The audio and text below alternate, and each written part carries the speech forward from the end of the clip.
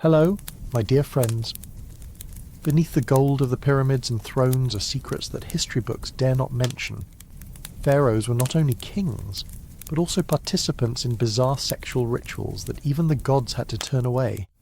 They mated with goddesses, masturbated in public squares, had sex with corpses, and turned virgins into sacrificial tools.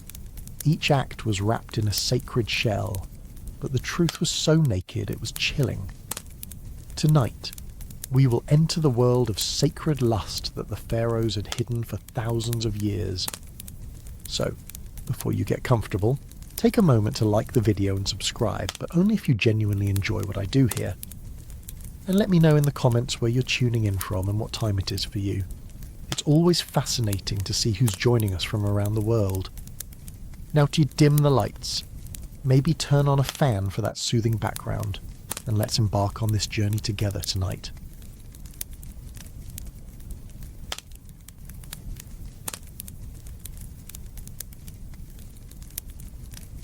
If you ever believed that ancient Egyptian pharaohs ruled with sacred discipline and divine clarity, you may want to reconsider what happened behind the closed doors of their marble chambers. In the golden light of the Nile and under the towering shadows of sandstone temples, the royal bloodline was considered so holy that even love and desire had to obey its rules. But those rules did not resemble the ones most societies hold today. In ancient Egypt, the preservation of royal purity meant the boundaries between family and lover were not only crossed, they were expected to be erased. The pharaoh did not simply rule by the will of the gods. He was believed to be a god himself, and gods, in Egyptian mythology, married their siblings. So pharaohs did too. Within the royal household, marriages between brothers and sisters were formal, frequent, and highly celebrated. A sister queen was not seen as a moral concern. She was seen as the most appropriate choice for a king who needed to maintain the blood of the divine. Marrying someone outside the family risked introducing impurity into the line, so the crown often remained within the same group of royal sons and daughters, generation after generation. The daughter of a king could become the wife of her father or brother. The cycle repeated itself with little resistance. The people accepted it, the priests endorsed it, the monuments recorded it. Many modern observers assume such unions were rare or symbolic, but the archaeological record suggests they were quite real. Hieroglyphic inscriptions carved into stone walls do not shy away from these relationships.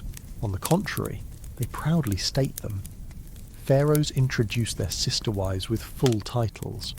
Children born of these unions were honoured, not hidden. There was no shame, because shame did not exist in a system that redefined morality according to divine hierarchy. What might disturb us now was once considered the foundation of order. It was not just marriages that blurred the lines. Physical intimacy between close relatives was part of a broader ideology that merged religion and biology. If Isis could marry Osiris, then a pharaoh marrying his sister was simply imitating the divine pattern. It was an act of devotion, not deviation. Compared to the modern world, where royal families marry for diplomacy or affection, the Egyptians built their system around sacred repetition. They did not want alliances. They wanted control, and they believed that control began in the bedroom, inside the palace. Certain wings were dedicated exclusively to royal women. Sisters, half-sisters, daughters, and nieces lived together in what was called the harem, although this word carries connotations from other cultures that do not apply neatly here. In the Egyptian case, the royal women were not secluded for their protection. They were held close for a reason. They were the pool from which the next queen would be drawn, and they knew it. Girls of the royal blood were raised to expect that one day they might be summoned to the pharaoh's side not just as family, but as wives. There was no need for secrecy. Servants prepared their chambers in the same way they would for a political marriage. The ceremonies were formal, the bedding rituals scripted by priests, and the birth of any child recorded in detail. What fascinates me is how these young women were both royalty and reproductive assets in a closed loop of lineage. They carried the same divine blood as the king, and were expected to merge it with his once more. But such closeness had consequences over generations. This strategy of inbreeding led to health problems that became visible even in the stone-carved statues and tombs. Some pharaohs displayed physical deformities, others died young. The infamous Tutankhamun is often cited as a victim of this system. His parents were likely brother and sister.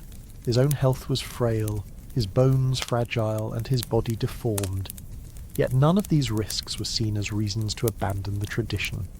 The purity of the blood was worth more than the strength of the body, and so the practice continued, not because it made sense biologically, but because it made sense ideologically. A pharaoh was not just a man, he was the living embodiment of a god on earth.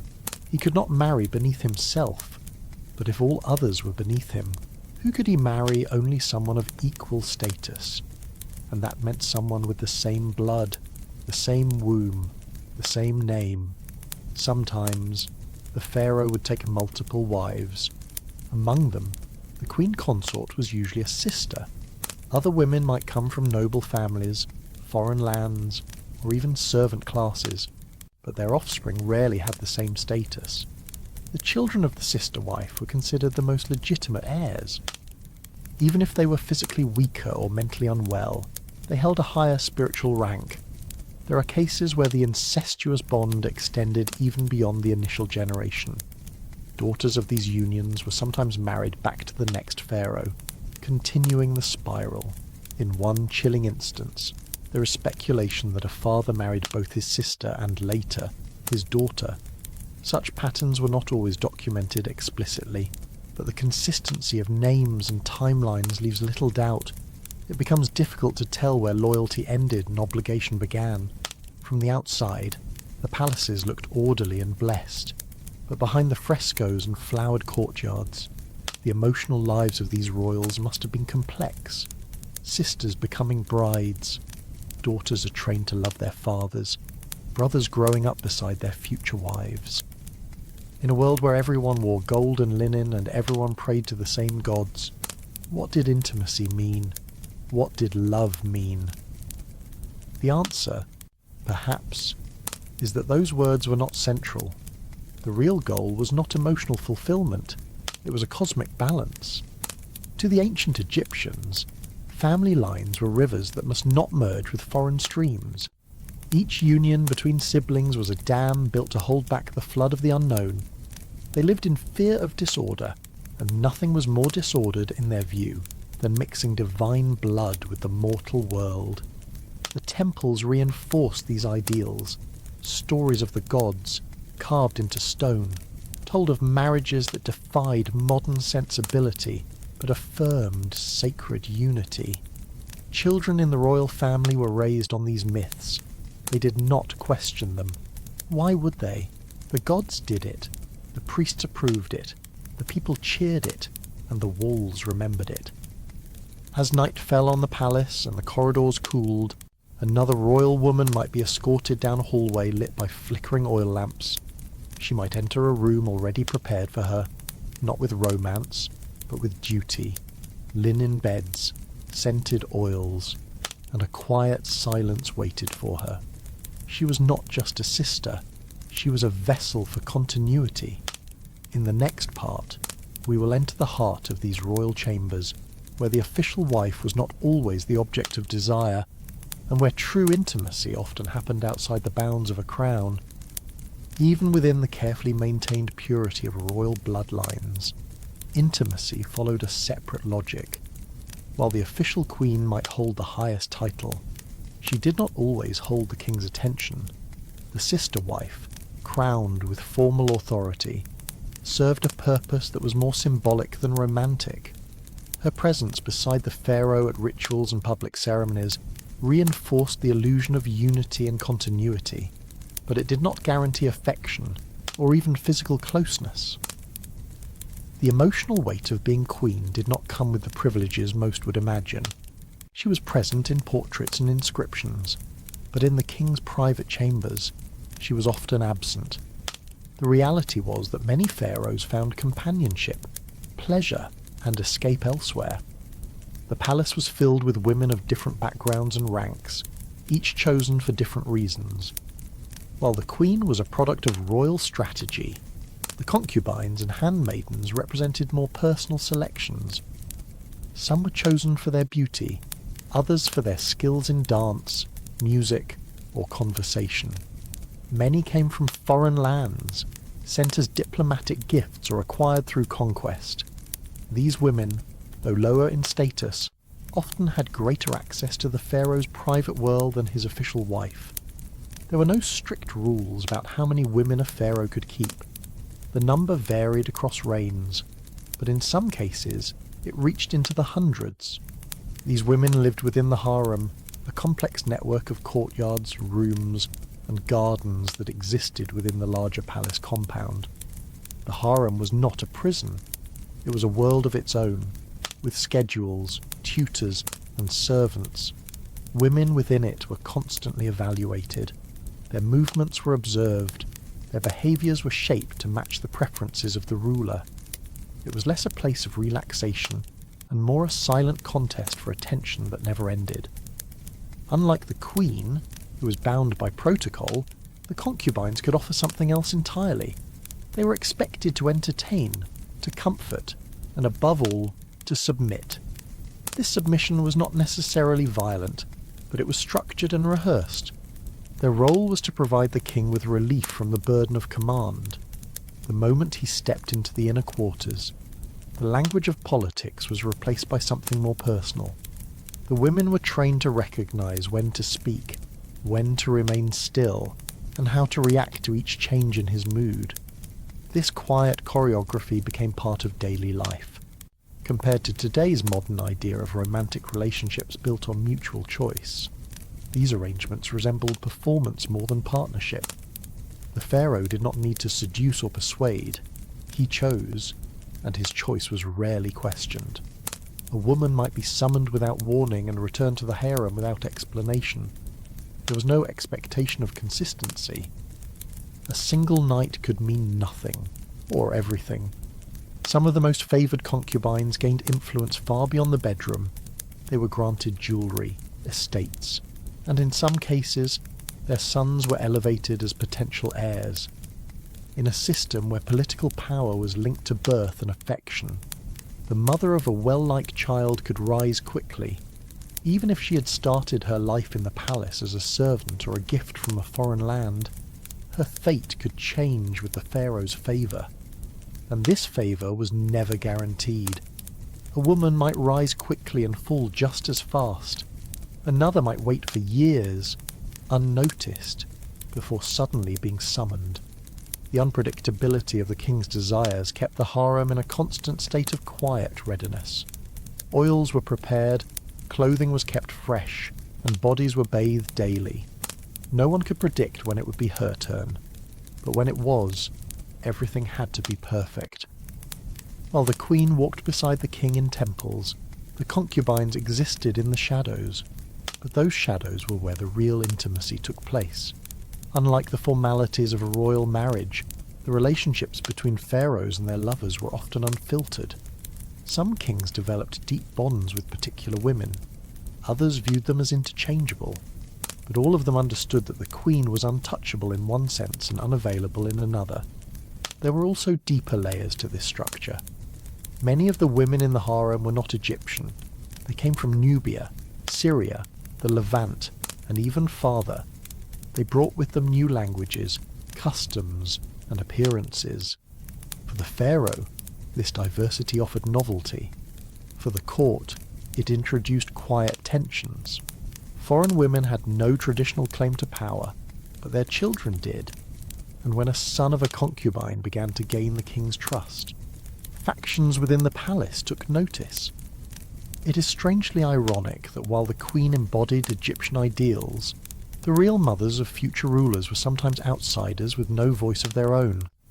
Their value was measured by their ability to please, conceive, and disappear when necessary.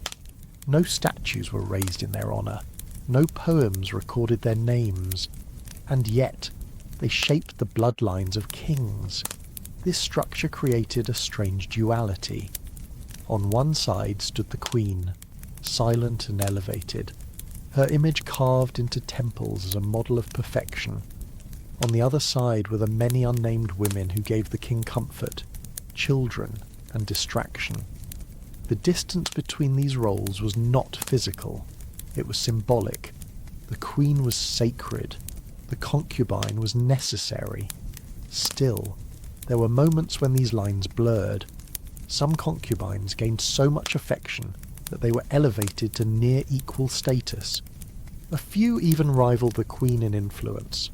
Their quarters became more luxurious. Their sons received better tutors. Their names appeared in inscriptions, but such privilege came with risk. Envy, rivalry, and sabotage were constant dangers. The harem was not only a place of pleasure, it was a place of quiet warfare. In daily life, the queen rarely confronted these women. She did not need to. Her position was protected by birth, but that protection was not always enough. In some cases, queens were quietly pushed aside when a pharaoh's devotion shifted elsewhere. In other cases, queens retaliated, using their network of allies within the priesthood or administration to weaken their rivals. The drama of the palace was not always visible, but it pulsed beneath every decision and ritual. The pharaoh, for all his power, was at the centre of this quiet storm, surrounded by women who served different purposes. He chose according to mood, ritual, or whim. He was not expected to love his queen. He was expected to maintain appearances. What happened in the privacy of his chambers was known only to a few, and remembered by even fewer. At the edge of this carefully arranged world stood the servants, the scribes, and the guards who saw everything but said nothing. They were the ones who lit the lamps, folded the robes, and recorded the births. They knew which woman was favoured and which one was forgotten, and in the silence of night, as the palace quieted, they watched new favourites rise and old ones fade. Beyond the royal wives and chosen mistresses, however, stood a stranger group entirely. Women who did not come from nobility or foreign kingdoms, but from slavery. And their role in the pharaoh's desires was even more unsettling. While concubines and queens manoeuvred for position within the palace, there was yet another form of intimacy reserved only for the king. It was not shared in private. It did not happen in shadowed halls or scented chambers. Instead, it was performed under sunlight, before priests, soldiers, and sometimes the watching public. It was a ritual, and it was called the Divine Union. Each year, in one of the most elaborate religious ceremonies of the New Kingdom, the pharaoh was expected to perform a sacred act that mirrored the myth of Isis and Osiris. According to legend, the goddess Isis resurrected her slain brother-husband Osiris and conceived the god Horus with him. This story, carved into temple walls and retold in festival songs, became the foundation for a public rite in which the living pharaoh symbolically became Osiris. And to complete the myth, a woman was chosen to become Isis. The union had to be acted out. The woman selected was no ordinary citizen. She was a high priestess, trained from youth to serve in sacred rites. Her education included rituals, hymns, and bodily discipline. But her most important role came on the day of the divine union. She would lie beside the pharaoh in a designated temple space, her body anointed with oils, her limbs arranged according to specific instructions. She was not merely pretending to be a goddess. In the eyes of the audience, she was the goddess. The setting was carefully prepared. The temple space was cleansed days in advance. Fresh linens were laid out. Incense burned constantly, masking the scent of sweat and anxiety. Stone basins held perfumed water. Statues of the gods stood at the perimeter. The act itself, though wrapped in layers of ritual, was not symbolic alone. It involved physical contact. Sometimes it involved full intercourse. The purpose was to recreate the divine conception, to bring Horus into the world once again. Even if only through performance, this event was not hidden. The court was present, High-ranking officials, priests, and military commanders were expected to witness. Their presence was not for pleasure, but for verification. If the pharaoh was to be recognized as a living god, the moment of divine union needed to be witnessed, accepted, and sealed. It was one of the few moments in history where sexual performance became a requirement of legitimacy. The priestess involved did not choose the role. She was trained for it. From the moment of selection, her life was shaped toward this one moment. She was instructed not only in rituals, but in posture, breathing, and stillness. Her body became part of the temple's liturgy. In many cases, she remained unmarried for the rest of her life. Her participation in the divine union elevated her status, but it also removed her from the rhythms of ordinary existence. Compared to modern ceremonies where power is transferred through words and oaths, this ritual transferred authority through flesh. The king's divine status was not just declared, it was performed, and that performance had a physical component that few would dare imagine today. In a modern world, even the suggestion of such public intimacy would provoke outrage. In ancient Egypt, it provoked awe. The emotional effect on those involved is difficult to measure. The pharaoh was surrounded by expectations, cloaked in layers of meaning, and driven by necessity. To refuse the ritual was to refuse divinity, but to perform it was to cross a line few rulers in other civilizations ever approached. The priestess, meanwhile, had little choice. She was trained for obedience, moulded into a vessel, then asked to carry the burden of the gods. The setting itself heightened the strangeness. Light filtered through stone slats. Scribes stood at the edge, silently recording. Priests chanted verses that blurred the line between reality and myth. Guards lined the outer courts, keeping out commoners while letting selected witnesses in. No voices rose above a whisper. Every gesture was part of the performance. Every breath was calculated. The ritual did not end with the act. Afterward, the priestess was bathed and isolated. The king emerged wearing a new robe, often white or gold, and was led to the next ceremony where his divine role was proclaimed. The union was declared successful, offerings were made, feasts followed, but the heart of it all had been that private moment turned public, that intimate act elevated to theology. There are temple inscriptions that depict this ritual with coded imagery, lotus flowers, entwined snakes, or birds in embrace suggest the union without describing it outright. But other records are more direct. Papyrus texts describe the preparation, the participants, and the chants. From these, historians have pieced together a clearer picture. The divine union was not a legend, it was practice. Some pharaohs performed it multiple times during their reign. Others altered the ritual to reflect their preferences or beliefs. In rare cases, it was said that the priestess fell into a trance so deep she did not move for hours afterward. Others were honoured with new titles, temples, or servants, but their roles never changed. They had become living myths, and myths, once lived, could not be undone. What unsettles me most is the calmness with which these acts were received. There was no scandal, no outrage. For the Egyptian elite, the human body was simply another tool in the pursuit of cosmic balance. There was no divide between spirit and flesh. Everything was part of the same continuum. As strange as it seems, the ritual served a real political purpose. It reassured the court, the priests, and the people that the king was not merely a man. He had united with a goddess. He had reenacted creation. He was, at least for a moment, something more than human. The ceremony may have been annual, but its effects lasted all year. It affirmed the cycle of life, death, and rebirth. It reminded the kingdom that divine order was still intact, that their ruler had crossed into the world of the gods and returned with their blessing. Whether he believed it himself or not, the performance was completed, and that was enough.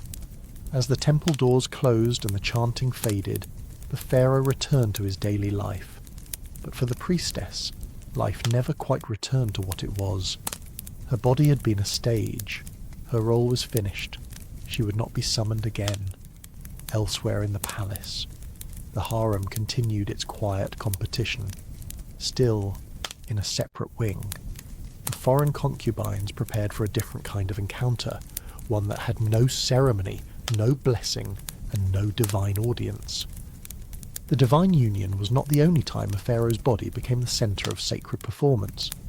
There existed another ritual, one even more personal and visually arresting, that blurred the line between reverence and discomfort. Unlike the carefully choreographed scene between king and priestess, this ceremony involved only the pharaoh himself, and rather than occurring in the shadows of temple walls, it unfolded in full view, under the open sky, with priests chanting around him and spectators gathered in silent attention. It was called the Ritual of Fertility, and at its core was a sacred act of solitary release. Each year, when the Nile began to swell and flood the farmlands of Egypt, the people gathered to give thanks. The river's rising was not merely a natural event, it was a divine gesture. In their cosmology, the flooding was the earth's sign of readiness, a moment when the soil opened itself to receive the seed of life. And just as the land waited to be fertilized, so too did the ritual call for the pharaoh to act. His role was to represent the male principle of the gods, the generative force, the initiator of abundance, and that meant, quite literally, that he had to ejaculate. In this ceremony, the king stood on the banks of the Nile dressed in minimal ceremonial linen surrounded by offerings, priests, and royal attendants. The chants began slowly, invoking the blessings of Hapi, the god of the Nile, and Osiris, the god of life and resurrection. As the recitations reached their peak, the pharaoh approached the edge of the water, raised his hands, and performed the act. It was not done with shame or hesitation. It was done as a gesture of fertility, a sacred mimicry of divine creation. To the watching crowd, this was not vulgarity. It was a necessity. Without it, the land might remain dry, the crops might fail, the gods might withhold their favour. The pharaoh's seed, spilled into the river or onto the soil, was seen as a direct offering. It was symbolic of abundance, unity, and the unbroken cycle of generation. It is both remarkable and unsettling that one man's private release could be seen as the key to an entire civilization's survival. The act was known by many names, depending on the region and era. Some texts describe it as the spilling of royal essence. Others call it the moment of divine continuation. Regardless of the phrasing, the meaning remained fixed. Each drop was believed to carry divine energy, and more than that, it was thought to awaken the slumbering spirits of the land, as if the pharaoh's act stirred the ground beneath him to life, compared to modern rituals of gratitude, which involve prayers, hymns, or shared meals. This ceremony stands apart as a strange mix of theatrical devotion and bodily exposure. There was no curtain, no modesty. The king's body was not his own during the ritual. It was a vessel for a divine purpose, and while the public watched with solemn respect, it is likely that some experienced private confusion or discomfort, but none dared speak of it. To question the ritual was to question the river, and the river was life. Preparation for the ceremony began days in advance. The pharaoh fasted, purified himself, and performed smaller offerings. The site of the ritual was decorated with flowers, incense, and symbols of fertility such as dates, figs, and carved lotus petals. Female dancers performed soft movements on the periphery. Drummers maintained a steady rhythm, not loud, but pulsing like a heartbeat. When the moment came, silence fell. The king stepped forward, and the act began. No written accounts describe exactly how the pharaoh achieved climax, or how long the ritual lasted. The scribes focused on the significance, not the details. What mattered was that it happened. And once completed, the ceremony concluded with cheers, the release of doves, and sometimes the lowering of water jars into the Nile to collect what was believed to be blessed by the king's essence. Some scholars debate whether the ritual was always physically performed or if, In later periods, it became more symbolic, but early records, particularly from the Old Kingdom, suggest that the act was indeed literal. One passage carved into a temple wall refers to the hand of the king rising to summon growth, a poetic but pointed description. Another depicts a figure crouched near the bank, arm outstretched, fluid descending toward carved waves. This may seem unimaginable today. A ruler, exposed in public, performing an act of self-pleasure for spiritual reasons. But the Egyptian view of the body was different. It was not compartmentalized into sacred and profane. It was a tool of ritual, a participant in theology. The pharaoh's hand was not merely a limb, it was a divine extension. His seed was not just biological matter, it was sacred fluid. What surprises me most is how easily the private became public in these ancient rites. Acts that today would be considered shameful were, in that context, acts of piety. The boundaries between flesh and faith were thinner, more porous, and the king, despite his status, was not immune to vulnerability. In that moment, he stood alone, stripped of decoration, performing for gods and mortals alike, for the women in the palace, watching from afar or hearing whispered reports. The ritual might have had different meanings. It was a reminder of the king's singular role, a reminder that no matter how intimate their nights with him had been, the truest form of devotion was solitary, shared only with the earth itself. No queen or concubine could replace that moment of offering. Some later dynasties altered the ritual. They moved it indoors, they assigned proxies, but the spirit of the ceremony remained. The act of creation, even if reduced to gesture, was too important to abandon. Without it, the balance of nature and power might tip, the waters might stay still, the gods might turn away. And so each year, as the river rose, the people waited, not just for rain, or sun, or seed, but for the king to do what only he could do, to unite with the land in the most literal way, to give of himself, not in war, or law, or speech, but in an act older than kingship itself. Afterward, as the music resumed and offerings were cast into the water, the pharaoh returned to the palace. He was bathed, clothed, and escorted through halls filled with lilies and date palms. But the ceremony lingered in the minds of those who had seen it. The sight of a god, alone in his offering, could not easily be forgotten. Elsewhere, behind veils and closed doors, another kind of ritual waited, one not performed alone, but with those who could not refuse. Women chosen not for their bloodline or beauty, but for their submission. Far from the public rituals on the banks of the Nile, where the pharaoh's body became a vessel of divine fertility, there existed another rite that was known to far fewer people. It was not written on public walls or celebrated with flowers and dances. It took place in darkness, in silence, and it involved a belief so deeply embedded in the fear of death and the longing for rebirth that even those who served the king hesitated to speak of it. This was the ritual of awakening the dead, and its centerpiece was a physical union between the pharaoh and a body no longer considered alive. According to fragments of private temple texts and whispered accounts preserved in isolated tombs, certain pharaohs believed that contact with a recently deceased body could awaken the spirit trapped between worlds. Not in a body, and not any kind of contact. It had to be a woman, and it had to be done not through prayers alone, but through physical penetration. The body served as a temporary vessel, a channel for calling the spirit back, even if just for a moment. This belief, known among priests as the awakening rite, was said to return stolen power to the living and guide lost souls back toward the afterlife. It was not a public ceremony. The act was carried out deep within temple chambers or secluded underground rooms. Torches were extinguished. Only oil lamps remained, casting faint yellow light against stone walls etched with symbols of protection.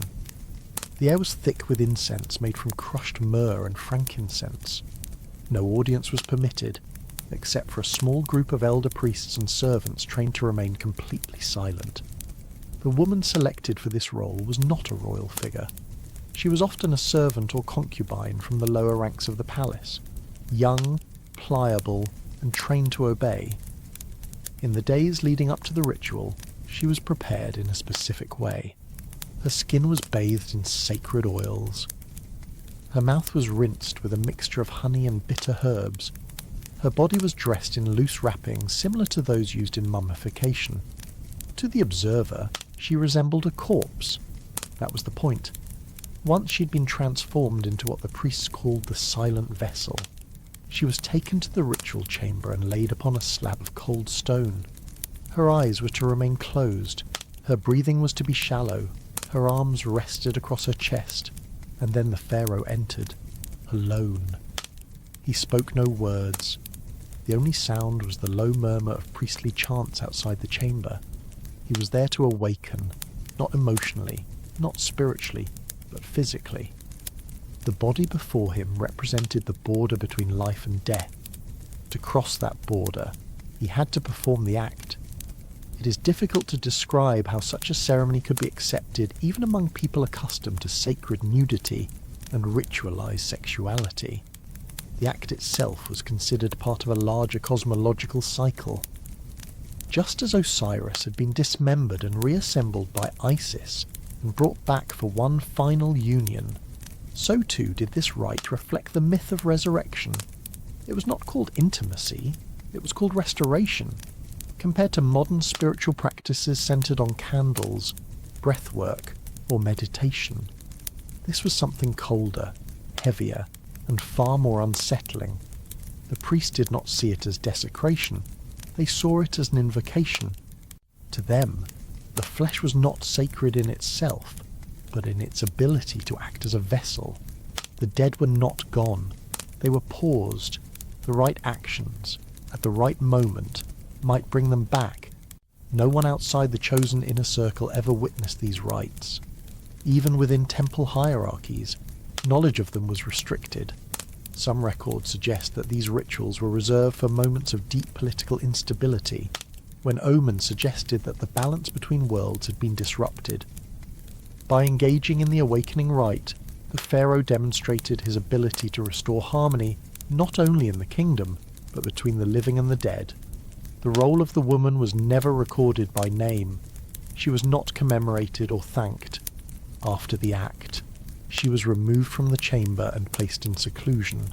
In some cases, she was never seen again. It is unclear whether she was killed, banished, or simply forgotten. Some researchers believe that the ritual itself was psychologically damaging, and that the silence surrounding it was a way of erasing both her role and her trauma. What remains in the historical record are only scattered references, a broken line in a priest's manual, a painted figure lying on stone, her eyes shut, her arms crossed, a note about oil being poured on both bodies before the joining. These fragments suggest something real, something hidden behind the myths of divine kingship and public fertility. It was not beauty or passion, it was control. What haunts me most is the stillness of it. The idea that someone could lie there, fully aware, pretending to be dead, while the most powerful man in the land enacted a drama written by priests long before either of them was born. It was not a desire, it was an obligation. The king did not do it for pleasure.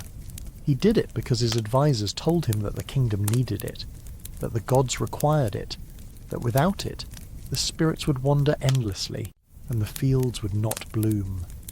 The symbolism was powerful, but the human cost was invisible. The body became a tool, the soul a secondary concern, and yet, for the ancient Egyptians, this act was not considered perverse, it was considered sacred. The fear of death ran so deep, and the need for rebirth so strong, that even the line between the living and the dead was made permeable in service of order. Once the ritual ended, the chamber was sealed. The king returned to his private rooms. The priest extinguished the lamps and swept the floor with bundles of reeds. No one spoke of what had taken place. but the belief remained. A spark had been reignited, a soul had been touched, and the kingdom, in some strange and difficult way, had been cleansed. This ritual was rare, but it was not the last of its kind. In other corners of the palace, other acts of physical submission were being rehearsed, but these involved women who were very much alive, women who had no divine title, no sacred myth to protect them, and no choice in what was expected of their bodies. In a culture where the pharaoh could lie with a lifeless body in the name of cosmic restoration, it would seem that few boundaries remained. But not every act of sexuality was encouraged without restraint. There were limits, and they were enforced with quiet but powerful conviction. Among them was a rule that applied specifically to men, especially those of royal blood. It was simple in phrasing but complex in implication. No male body, under any circumstances, was allowed to bleed during sexual activity. The belief that male blood was impure once it left the body was rooted in both theology and practical symbolism. In the world of Egyptian ritual, male essence was tied to creation, fertility, and control. It was meant to flow inward or be released deliberately, not to escape through injury or rupture. Female bleeding, particularly menstrual blood, was also viewed with caution, but it had its place in the cycles of fertility. Male blood, however, had no such cycle. If it appeared, something had gone wrong. This view extended to all forms of intimacy, including heterosexual, homosexual, and ceremonial acts. Among the elite, and especially within the royal household, any encounter that risked breaking skin or causing discomfort was discouraged. This was not framed as compassion. It was framed as doctrine. A bleeding man was seen as one who had lost control of his body, and control was the very essence of kingship. As a result, sexual practices had to adapt. Positions were modified. Roles were reassigned. In some recorded cases, ritual intimacy between men, including between the pharaoh and his closest male companions, was structured in ways that minimized physical strain. Acts that might be common elsewhere were avoided entirely. The priests were clear. If blood touched the linens, the chamber had to be purified.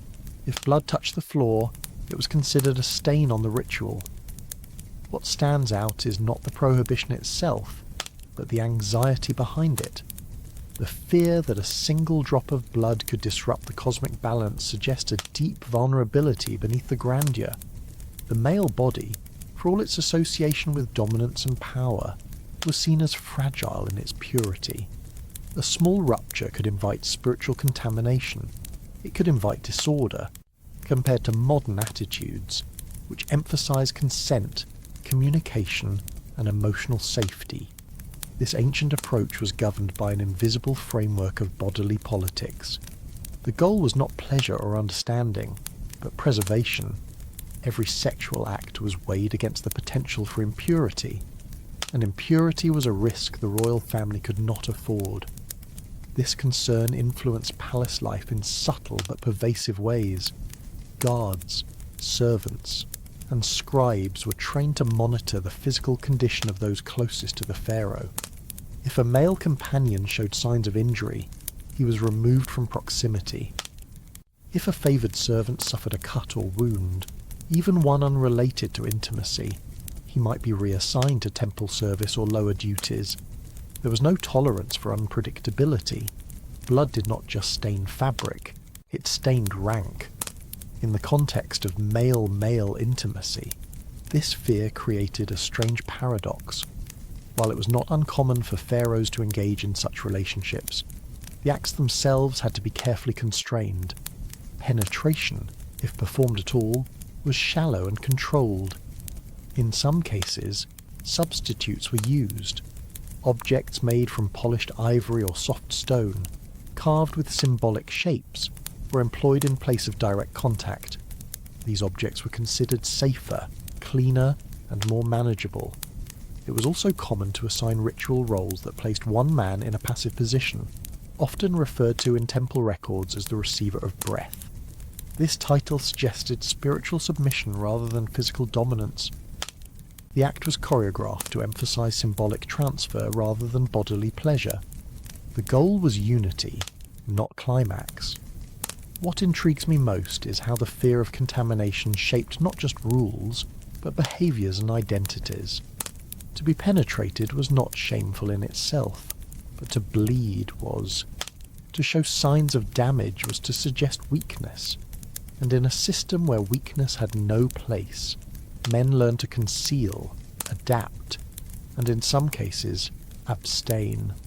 This extended even to grooming. Royal men, especially those serving in ritual or intimate roles, were kept under constant physical inspection. Their skin was shaved, their nails were trimmed. Any abrasions or signs of inflammation were noted by palace healers. Ointments made from beeswax and lotus resin were applied to prevent chafing or infection. There was an entire science, built in silence, designed to keep the male body intact. Priests sometimes served as enforcers of this purity. Before certain ceremonies, they examined the participants, not just for cleanliness, but for signs of bleeding. Even a cracked lip could lead to dismissal. The emphasis on seamless flesh became part of the larger obsession with unbroken order. Just as a chipped statue had to be restored, so too did the body need to remain whole. These restrictions may seem excessive, even oppressive, but they were consistent with a worldview that feared disorder above all. Egypt was a land built on the rhythm of the Nile, on the certainty of cycles. Anything that fell outside that rhythm was suspect, and nothing disrupted the rhythm more than uncontrolled bodily fluids. This belief also affected how punishments were administered. When a male servant or consort was disciplined, it was done with soft implements, wooden rods wrapped in linen, flat paddles carved from palm wood, or bundles of reeds soaked in water. The goal was to bruise, not cut. Pain was allowed, blood was not. A bleeding servant was a problem. A bleeding noble could be a scandal. Even the tombs reflect this concern. Male mummies were often wrapped with additional care. Special resins were used to seal the skin. Internal organs were removed with minimal incision. The belief was that a male body should return to the earth as intact as it had lived. To arrive in the afterlife with a cut or open wound was to arrive impure, and so the rituals continued. Intimacy remained, but always under watchful eyes. A kingdom ruled by gods could not tolerate weakness, even in flesh. The pharaoh's power rested not just in his crown, but in the illusion that his body was untouchable, immaculate, immune. But not everyone in the palace could afford such precautions. In the outer halls, away from the perfumed chambers and polished stone baths, there were other bodies, foreign bodies, unprotected ones. They bled when touched, and no one stopped to clean it. While the royal men were shielded by layers of ritual and rule to protect their bodies from the smallest wound, others in the palace system were not granted such concern. For them, the body had no boundaries. There was no protection, no inspection, and no priest waiting to stop a violation. Among the most silent figures in this elaborate structure were the slaves assigned to the temples, particularly the women selected for a function rarely recorded in official history. They were not there to clean or chant or light incense. They were offered to the statues of gods as vessels of stimulation. In several sacred sites, especially those dedicated to fertility deities like Min or Hathor, rituals involved the physical presence of female slaves whose role was to awaken or maintain the divine energy of the god's image. The statue itself, often carved from stone or wood and overlaid with gold leaf, stood at the centre of the sanctuary. It represented the god, not as a symbol, but as an active, living force, and for that force to remain potent, it had to be aroused. To do this, women were chosen and trained in how to stand, how to breathe, and how to remain still for long periods. Their clothing, if it could be called that, was made from transparent linen soaked in oil to cling tightly to the skin. Their hair was perfumed and shaped into coils. Their bodies were positioned into specific poses, often with hips forward, arms raised. or legs spread slightly apart. These stances were not random. They followed a script known only to the temple keepers. Each pose corresponded to a different divine mood. These women were not allowed to speak during the ceremony. They were told to look at the statue, never away. They could not flinch or shift, even when the air grew cold or insects landed on their skin. They were expected to become living extensions of the god's desire. The priests called them receivers of presence. The term suggested a passive role, but the reality was more active, more invasive, and more enduring than the word implies. What strikes me most is the intensity of stillness these women had to maintain, not as a meditation, but as a performance of complete surrender. They were required to embody not devotion, but invitation. Their very posture had to signal that they were available, that they had no will of their own, that their presence was an offering, compared to modern religious rites, where symbolism often takes the form of candles or chants. These practices used human bodies as direct tools of worship. There were no metaphors. The message was physical. The gods did not require offerings of food or incense alone. They required stimulation, and this stimulation came through the flesh of those with no voice. In certain festivals, the acts extended beyond the symbolic. In rare and disturbing instances described in obscure temple records, priests physically interacted with the women under the pretense of transferring divine energy. The logic was always the same. The god's spirit entered the statue. The statue's desire transferred to the priest. The priest's touch transferred it to the woman. In this chain of reasoning, consent disappeared. Not every temple practiced this. Not every era allowed it. But where it occurred, it was recorded with formality, never shame. One scroll from a temple in Thebes describes the hour when the god becomes restless, followed by a list of poses and positions for the slave attendants. Another, now fragmented, lists names of women next to dates and locations, as if they were part of an inventory. No prayers for their safety, no rituals for their return. The most disturbing element may be the quietness of it all. These women were not considered participants. They were considered tools. The priest who placed them before the statue did not speak to them. The guards who watched did not interfere. The other temple staff turned away. This silence became part of the ritual. Noise was believed to distract the god. Only the sound of drums or low flutes filled the chamber. Everything else remained still. After the ceremony, the women were led back into isolation. Some were bathed in salt water to remove divine residue. Others were left unwashed, as if to preserve the contact. No medical care was provided unless they collapsed. In a few temples, those who fainted during the ritual were labelled as too mortal and removed permanently. Their usefulness ended the moment their bodies stopped cooperating. It is hard not to see this practice as the collapse of spirituality into exploitation, where devotion became indistinguishable from abuse. The belief in divine hunger, so central to Egyptian theology, allowed these acts to persist. The god desired. The statue was received. The woman obeyed. These temple slaves were not always native Egyptians. Many were taken from conquered lands. Their foreignness added to the mystique. Priests believed that women from distant regions held different energies, perhaps more potent or more receptive. Their skin was unfamiliar. Their tongues are foreign.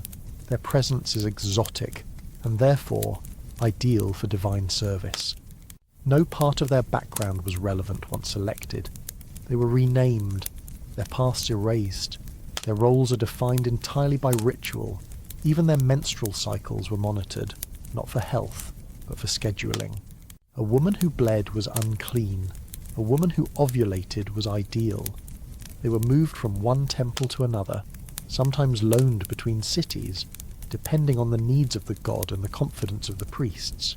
And yet, their faces remain invisible in history. No statue was raised for them. No tomb honoured their service. They were not wives, not queens, not even concubines. They were the hands, the hips, the breasts that the gods were believed to gaze upon, and when the ritual ended they vanished behind veils, replaced by others. The pharaoh himself rarely attended these ceremonies. His role in temple life was more symbolic, more distant, but he approved the structure that allowed them. His priests acted on his behalf. His silence gave permission. This intersection of worship and violation created a space where belief could excuse almost anything. The women were not considered harmed. They were considered elevated. To be touched by a god, even indirectly, was framed as an honor. But the body remembers.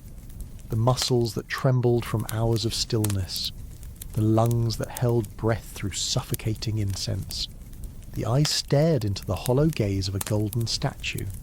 These women carried the weight of gods, not in crowns or titles, but in silence.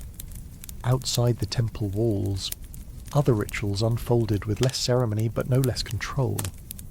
There, the purpose was not to awaken divine energy, but to create heirs, and for that, even blood ties were no longer a barrier. In the inner sanctuaries where temple slaves stood as offerings to statues, belief often overpowered hesitation, and in some rare, deeply guarded rituals, belief went even further. There existed ceremonies so secluded and controversial that even within the Egyptian priesthood, their existence was known only to a limited few. These were not rituals of public spectacle or royal display. They belonged to an older layer of theology, one that dealt with fertility in its rawest, most primal form. And at the centre of some of these rites was a concept almost impossible to process today: sacred union with animals. To understand how such an idea could have taken root, one must consider the symbolic weight animals carried in Egyptian religion. The gods themselves were often depicted with animal heads. Bulls represented virility. Donkeys carried associations with stubborn strength. Cats, crocodiles, and falcons each embodied divine traits. Statues were not simply carved to resemble these creatures.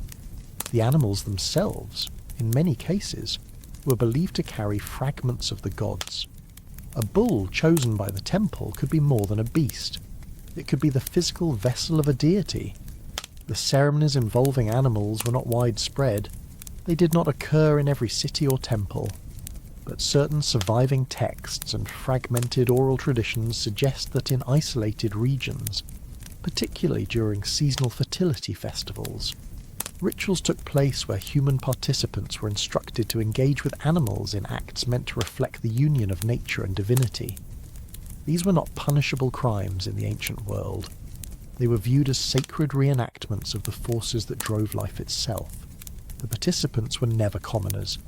They were temple specialists, often women raised within the religious system from childhood. Some were called divine attendants. Others were ranked among the lesser priesthood. Their roles in public rites involved singing, dancing, or performing cleansing duties. But in these hidden ceremonies, their duties shifted. Their bodies became tools of invocation. What makes this practice even more disturbing is that it was not spontaneous or chaotic. It was carefully arranged, timed, and performed under supervision. The temple prepared the space. The animal was selected and cleansed. The participant fasted, bathed in milk and honey, and was anointed with lotus oil. Robes were removed. The animal was tethered in place, and then the act was carried out. Compared to symbolic fertility rites in other ancient cultures, where acts were mimed or suggested, this went further into territory that modern ethics cannot reconcile. The union was not figurative. It was believed to generate a field of energy, to stimulate the ground, to echo the mythical moment when gods first shaped flesh and breath. No audience was allowed, but a small group of elder priests and temple scribes stood nearby. Their presence was not voyeuristic, it was official. They were witnesses, tasked with affirming that the ritual had taken place correctly. These rites often aligned with agricultural cycles, the start of the planting season, the arrival of the floods, or a solar event might serve as the justification. The logic was circular. The god lives in the animal. The priestess unites with the animal. The god is awakened through her. The land responds. Crops grow. Balance is restored. The animal was never killed afterward. That would violate the sanctity of the act. It was usually led back into isolation, fed with special offerings, and watched closely. It became sacred in a new way, having now been touched by both God and humans. In some temples, such animals were buried with honours once they died, wrapped in linen and placed in tombs alongside sacred relics. For the women involved, there is no record of consent or resistance. Their names are not preserved. Their experiences are not described. What survives are only the clinical accounts of what they were meant to do. A stone relief from a temple in a remote province shows a woman kneeling before a horned creature. Her face is calm. Her body is stylized into curves and angles, like the gods themselves. Another shows a donkey surrounded by glyphs for fertility, rhythm, and breath. These images are rare, buried in lower walls, almost as if intended to be forgotten. The priests who designed these rituals spoke of them as restorations, not violations. They claimed that the world had grown barren, and that only the most ancient rites could revive it. These were acts of desperation cloaked in theology. The earth had to be shocked into blooming, the gods had to be stirred from sleep, and for that, the boundaries of the human had to be crossed. What unsettles me is the calculated way these rituals were preserved, not as myth, but as instructions. There was nothing metaphorical about them in their original context. They were treated with the same seriousness as burial rites or coronations. The difference was that they happened out of sight, known only to a small network that passed them from one generation to the next. Over time, the ceremonies faded, as Egypt changed, as new dynasties emerged, and as foreign influences entered, these acts were buried first metaphorically, then literally. The scrolls describing them were lost or destroyed. The temples that housed them collapsed. The participants died unnamed, but echoes remain. Fragments of script, incomplete drawings. Vague accounts in later texts refer to the union of beast and vessel. These remnants point to a world where the sacred and the profane were not opposites, but neighbours, where faith could be stretched to justify what would otherwise be unthinkable. The women who took part were not called victims, they were called chosen, and that title erased everything else. The pharaoh himself rarely took part in these ceremonies, but he sanctioned them, he funded them, he approved the training of the priestesses. In doing so, he allowed the line between human and animal, worship and submission, to be crossed in the name of life itself. And while such rites may have disappeared from the temples, their spirit did not vanish. In other corners of the palace, new methods of ensuring fertility were devised. Methods that involved not animals, but blood, not from ritual creatures, but from within the most guarded female bodies of the royal household. As rituals involving sacred animals faded into secrecy and eventually silence, another set of practices remained firmly rooted in the daily life of the palace. These did not take place in distant temples or under the watch of elite priests. They happened in bedrooms, in bathing chambers, in small bowls hidden behind silk curtains, and their focus was on a substance long viewed with ambiguity in almost every civilization: menstrual blood. To the ancient Egyptians, blood was not just a liquid. It was life, will, and power in physical form. When it flowed from a wound, it symbolized vulnerability. When it was spilled in battle, it signified sacrifice. But menstrual blood belonged to a different category altogether. It was a monthly reminder of potential life, yet also a mark of exclusion. In religious terms, it was often viewed as unclean. But in the palace, among certain queens and favoured priestesses, it became something else entirely, a tool of control. Some texts describe the belief that the blood of a virgin or royal woman carried divine properties. It was said to hold raw, untamed energy, capable of stirring desire and unlocking hidden parts of the male mind. If properly harvested and mixed with wine, it could become a potion, potent and persuasive. This mixture was not given in an open ceremony. It was offered in private, often disguised. sometimes used just before a night of intimacy. The king or prince would drink from the cup, unaware of the ingredients, or perhaps fully aware and complicit. The logic behind it was not based on deception alone. It was spiritual. The blood was believed to represent untapped fertility, something that had not yet become life but held the power to create it. When combined with alcohol, that essence was activated, made fluid, and made ready to enter the body of a man. It would not impregnate him, but it would bind him, symbolically and emotionally, to the woman who provided it. What makes this belief especially striking is the reversal it created. In a world where men controlled nearly every visible structure of power, this ritual gave women a hidden advantage.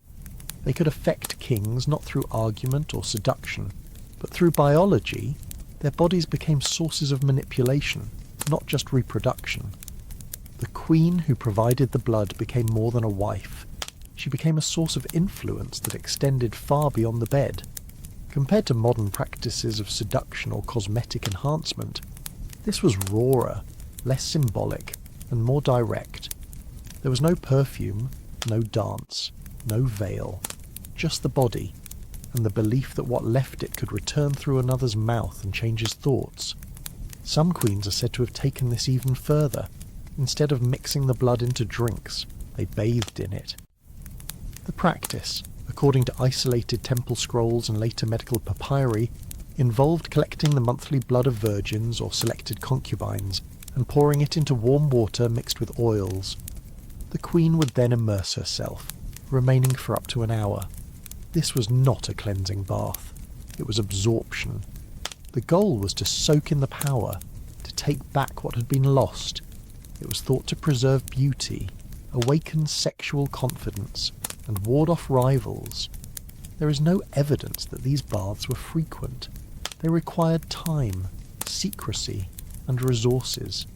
The collection itself involved silent cooperation.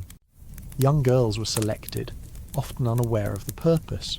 Servants harvested the blood using strips of linen, then soaked and wrung them over clay basins. The material was burned afterward to prevent its use by others. The bath was prepared in silence. The room was dark. No mirrors were allowed. Only oil lamps flickered along the tiled walls. The queen entered alone, sometimes accompanied by a single attendant who remained blindfolded. She removed her robe slowly and stepped into the reddish water, inhaling the metallic scent mingled with rose petals and myrrh. She did not speak. She closed her eyes, and for a short time she believed herself untouchable. No songs were written about this ritual, no frescoes recorded it, but its impact lingered in court stories and whispered memories passed between generations of female servants. They spoke of queens who kept their position longer than others, whose eyes made even the pharaoh hesitate, whose voices echoed louder despite speaking less. What fascinates me most is how these private acts created real consequences in public life. A king might change his decision, a general might be denied access, a concubine might disappear, and no one could explain why. But the queen's gaze told its own story. Some scholars have tried to dismiss these practices as legend. They argue that such rituals are unlikely, unproven, or exaggerated. But ancient Egyptian culture thrived on blurred boundaries between gods and men, between myth and rule, between the physical and the spiritual. It is not difficult to imagine that in a world obsessed with order, a woman might find her own way to assert power. Even the concept of purity in Egyptian thought was flexible. What one priest called impure, another called sacred. Menstrual blood sat on that line. It could exclude a woman from temple duties, yet elevate her in the eyes of those who believed in its hidden strength. That duality was not accidental. It allowed women to operate from the margins, always visible, always dangerous. There is no record of how the men felt about this. No writings express disgust or desire, but the silence itself speaks volumes. In a kingdom ruled by rituals and omens, a king who drank from the cup could not admit what he had swallowed. To speak it was to lessen it. To ignore it was to remain under its influence. These rituals rarely reached outside the palace. They were not for common women, not for the market or the village. They belonged to the upper halls, the marble floors, the scented corridors, and within those walls, power moved in whispers, in scents, and in fluids too taboo to name aloud. Just beyond these private chambers, however, another transformation was taking place. A new ritual, louder and more theatrical, had begun to redefine how death and sexuality could merge again, not through liquid, but through silence and stillness. While some royal women turned to secretive potions and sacred bathing to assert power during the pharaoh's life, others were summoned for a far stranger duty at the very moment his life ended. Death in ancient Egypt was not a sudden rupture, but a passage. The body was not just prepared for burial, it was accompanied, and among the many rituals surrounding royal death, there was one that stood apart for its intimacy, its scale, and its silence. It was called the warming of the soul. The ritual began the moment the pharaoh's final breath was confirmed. His body was not immediately removed to be embalmed. Instead, it was laid out on a ceremonial platform, washed in oils and surrounded by flowers and burning myrrh. Attendants cleared the chamber of men. Only selected women were allowed to enter, and they were told to remove their garments. Not one, not a few, dozens. The idea behind this mass disrobing was not purely symbolic. It was believed that the warmth of the female body and its natural connection to life and reproduction could assist the soul in reorienting itself. The newly departed spirit, confused and lingering, might be coaxed to begin its journey if it sensed the familiar pull of pleasure, sorrow, and desire. In this view, the body was not a corpse. It was a vessel suspended between two realms, and the women became the bridge. The participants included royal concubines, palace servants, and sometimes even noble daughters sent by allied families. Each had been prepared for this role well before the moment arrived. They were trained to express grief in a stylized way, moaning, rocking, swaying in rhythm. But alongside the mourning came another instruction: touch, whisper, stimulate. A few were selected to lie beside the corpse, pressed skin to skin. One or two were guided to straddle the body, moving slowly, eyes closed, mouth silent. What strikes me most is the convergence of grief and intimacy in this space, where emotion and ritual became indistinguishable. These women were not offering affection, they were offering passage.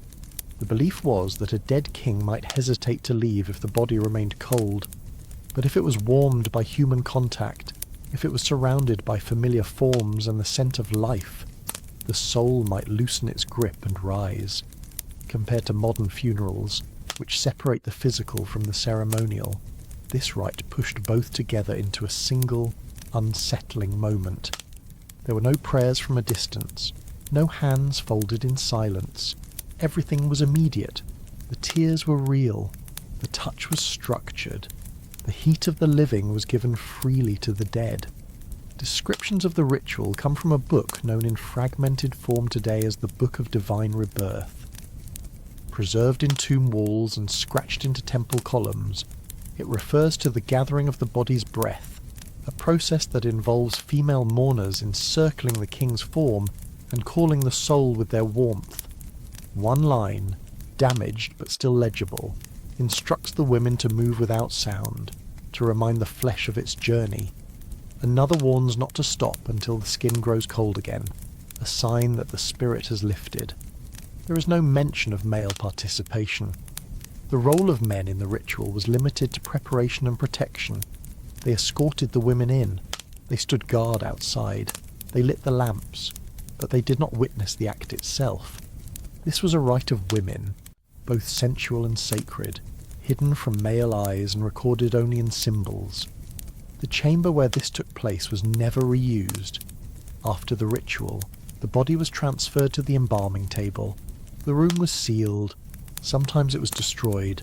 The women were led away, bathed in silence. Some returned to the harem, others vanished from the record.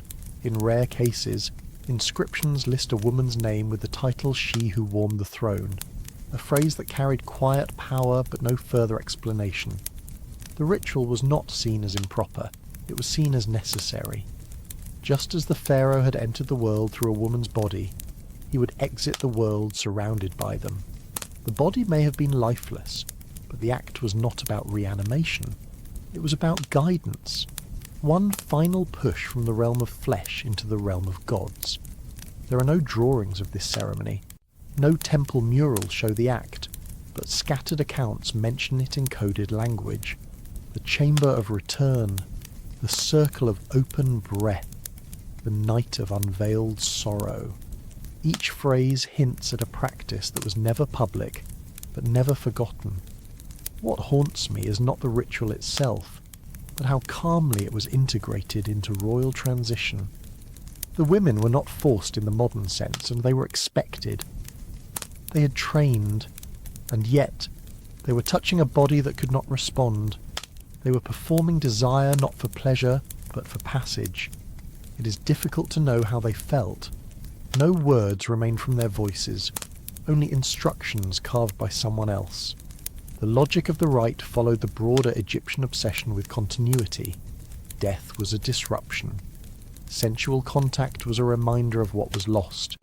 By recreating it, even briefly, the illusion of wholeness returned.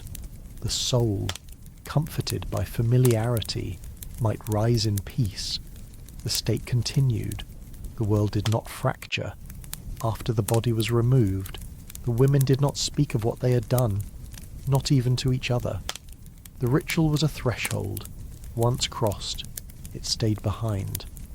But its energy carried into the burial, into the tomb, into the stories whispered by priests and written in ink that faded more slowly than memory.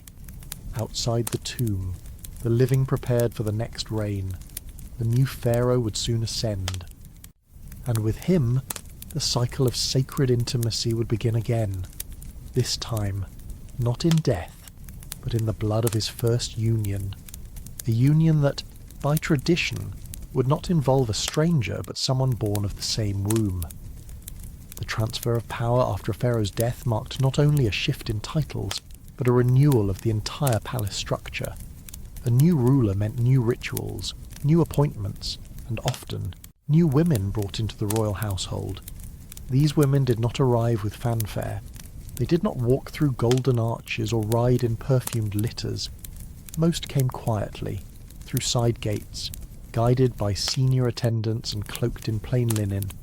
They came not as wives or mistresses, but as servants, offered by noble families or collected from surrounding provinces. Before they could take up any task, however simple, they faced a ritual that defined the start of their life inside the palace. It was called the unveiling. The moment they entered the palace courtyard, their names were taken, their clothing was removed. They stood bare under the sun or beneath stone ceilings, their eyes cast downward. The inspection was not conducted by soldiers or male officials. It was led by the Queen herself, assisted by senior female priests whose roles blended the medical and the divine. These women did not smile. They did not offer comfort. They moved with precision and authority. The first purpose of the ritual was purity. Each girl's body was checked for signs of sexual activity. This did not always involve physical examination. Sometimes it was inferred from demeanour, posture, or subtle reactions to touch. In other cases, more direct methods were used. Linen soaked in sacred oil was pressed against their thighs. Their breath was monitored for quickness. Their responses were judged silently, then recorded. But virginity was not the only concern. The body itself was studied for signs of divine compatibility. The priests believed that certain forms aligned more closely with the needs of the palace gods. Wide hips were seen as a sign of fertility. Straight posture indicated discipline. Certain facial proportions were thought to reflect balance, an essential trait in temple service. Even skin tone played a role, not for beauty, but for symbolic resonance with specific statues or shrines. What makes this ritual particularly unsettling is how it turned the female body into a landscape of evaluation, a surface upon which power could be projected or denied. These girls were not judged as people, they were judged as instruments, either suitable for service or in need of redirection. Compared to modern employment screenings or background checks, this process was profoundly physical, immediate, and irreversible.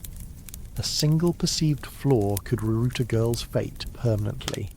There was no appeal, no discussion, and no protection. Those who passed the inspection were taken into a separate hall.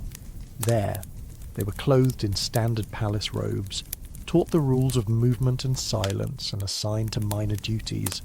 Some worked with incense. Others cleaned ceremonial tools. A few were trained as dancers or singers. Over time, they might rise in rank, gaining access to the inner rooms and with it, proximity to the ruler. Those who failed were not expelled. They were redirected. Most were handed over to the temple departments that served the statues of the gods. These girls did not live in the palace. They were relocated to temple annexes, often in smaller cities. Their role changed entirely. They were trained not to serve humans, but to please carved representations of deities. This did not mean standing beside the statue with offerings. It meant acting as vessels of divine stimulation. The same rituals described in earlier temple practices applied here. Transparent robes, long hours of motionless standing, and occasional physical contact orchestrated by senior priests. The girl was no longer a servant. She was a conduit. Her body, once found unworthy for the palace, became the means by which gods were believed to receive attention and energy. No one returned from that path. Once transferred, the girl's name was altered in temple records. Her family was not informed. In rare cases, if a girl was especially beautiful or responsive, her image was preserved in sketches stored deep within temple scrolls. These images were not portraits. They were diagrams of posture, angle, and expression. The initial unveiling thus served as more than a test. It was a fork in the road. From a single moment of vulnerability, entire futures were shaped. The girl who trembled might be marked as weak. The one who remained too still might be labelled cold. The evaluation was not scientific. It was spiritual. The body was read like a text, and every scar, every blemish, every silence was interpreted. Some accounts suggest that the queen herself rarely spoke during these inspections. Her presence was symbolic, a reminder that the hierarchy of women within the palace could be as rigid and unforgiving as any male-dominated court. She did not protect the girls. She preserved the structure. After the inspection, the girls were not comforted. They were bathed again, this time in cold water. No words were spoken. Their previous clothes, often their last possessions from the outside world, were burned. What remained was a body, clean, anonymous, and ready to serve. What disturbs me most is not the exposure but the silence that surrounded it. No one wrote down how the girls felt. No one recorded their thoughts. The ritual was considered routine, necessary, even sacred. But the emotional weight carried by these young women, stripped and inspected by strangers, will never be fully known. The process reinforced a deeper truth about the Egyptian court. Power did not always come from titles or bloodlines. It came from proximity, and proximity began with access. To be allowed inside the palace walls was a privilege, but that privilege had a price, and for many girls, that price was their autonomy. Once inside, their bodies no longer belonged to them.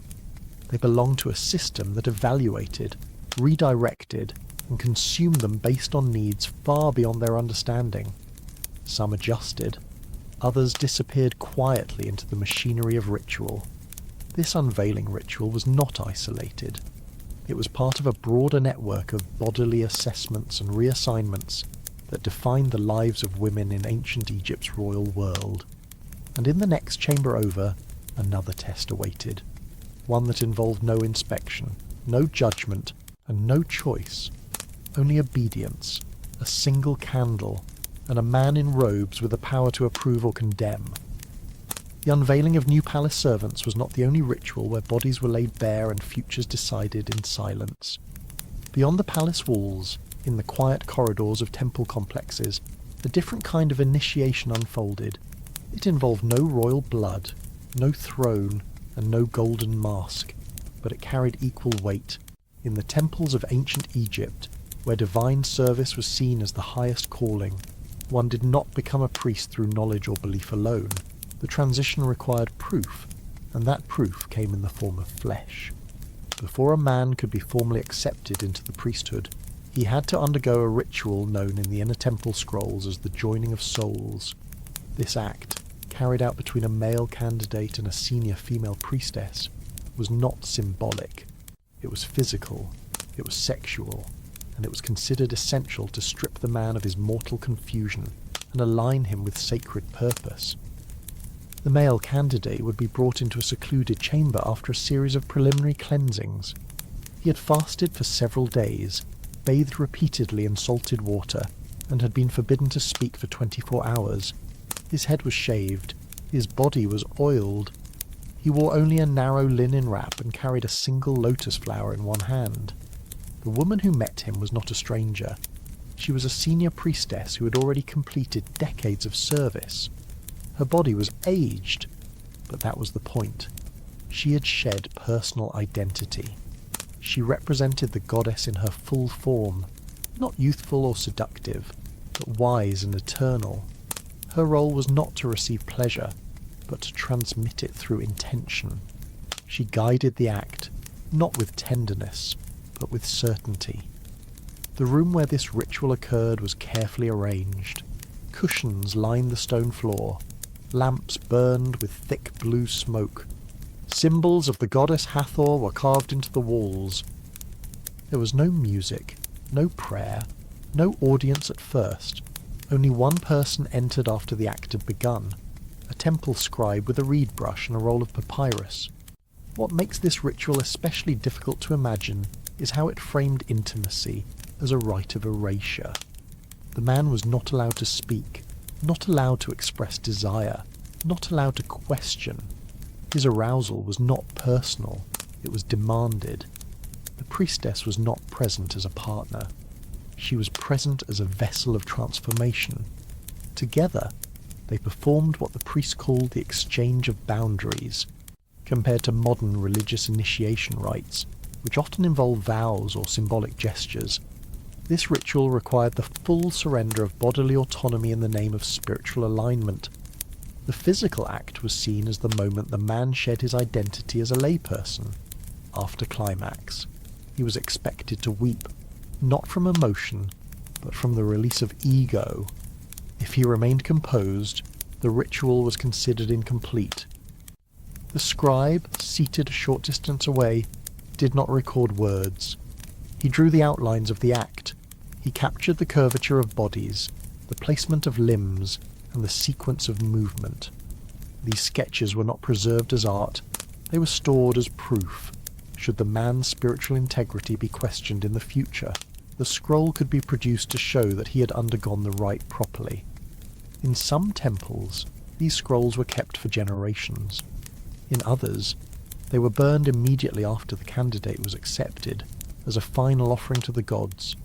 But the moment itself was never spoken of again. It became a memory shared only between the priest, the priestess, and the silent scribe whose brush documented the transformation. The ritual was not optional. Refusal meant permanent exclusion from temple service. A candidate who resisted might be redirected to agricultural duties or minor guard roles. His name would be removed from training lists. In extreme cases, he would be given to the labour force that maintained temple grounds. No punishment was given, no explanation, only silence. Some candidates did not resist but failed to perform. In these cases, temple healers were summoned to administer herbal stimulants. If arousal still did not occur, the candidate was marked as spiritually blocked and dismissed. The act of physical readiness was interpreted as divine approval. A failing body was seen as a sign that the soul was not yet ready to serve. The priestess who performed the act did not change roles after the ritual. She remained in her post. She carried on with daily duties, leading chants, interpreting omens, and overseeing sacrifices. The act did not elevate her. It was considered part of her service, and if she found the task unpleasant or painful, she was not permitted to speak of it. The ritual demanded detachment from both participants. What I find most revealing is the level of bureaucracy layered over such an intimate act. The presence of documentation, of scheduling, of post-ritual reporting turned something deeply human into a form of administration. The body became a checklist, the soul became a requirement, and the act itself became a transaction that was remembered only as data. The ritual's origins are unclear. Some believe it began during the Middle Kingdom, when the temple hierarchy became more formalized. Others trace it to older fertility rites that were later absorbed into priestly culture. Regardless of its beginnings, by the time of the New Kingdom, it was institutionalized. Every major temple had a chamber set aside for this purpose. Every class of priest included men who had passed through it. No records exist of any woman refusing to perform the rite. Whether by duty, pressure, or belief, they all participated. The younger priests did not speak of it among themselves. They were told that speaking diminished the sanctity, that remembering it too clearly meant it had not worked. And yet, despite the silence, the ritual left marks. Not physical ones, but behavioural. Men who had passed the rite often moved more slowly. They kept their eyes down. They held their hands close to their bodies. Some looked at the priestess afterward with fear, others with reverence, but always with distance. The rite served its purpose. It broke the man, not in punishment, but in preparation. The ego was removed. What remained was a vessel, ready to carry incense, to interpret dreams, to enter temple space without carrying the stink of personal ambition. And once they had crossed that threshold, another awaited, a ritual with no priestess, no sketch, and no privacy at all. Only the young man, a mirror, and a sharp object he would have to wield against himself in silence. Priesthood required men to surrender their personal selves before touching sacred ground. But for those born into the royal family, the expectations reached deeper. While temple initiates were stripped of identity through ritual, princes were shaped from birth to serve one purpose. That purpose was not governance or warfare, it was a reproduction, not with whomever they desired, but with women who shared their blood. Among the highest mandates within the royal household was the continuation of divine lineage. The pharaoh was not simply a ruler, he was the living embodiment of the gods, and because the gods were thought to marry their siblings, so too were royal heirs expected to look inward when seeking a mate. A sister, a half-sister, an aunt, a cousin born of the same sacred branch. These were not accidental unions. They were deliberate, orchestrated, and reinforced through law, myth, and architecture.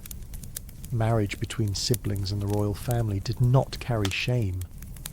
It carried prestige. The closer the blood, the purer the line. To produce a child with a sister was considered the highest act of devotion to the divine order. These children were not seen as biological risks.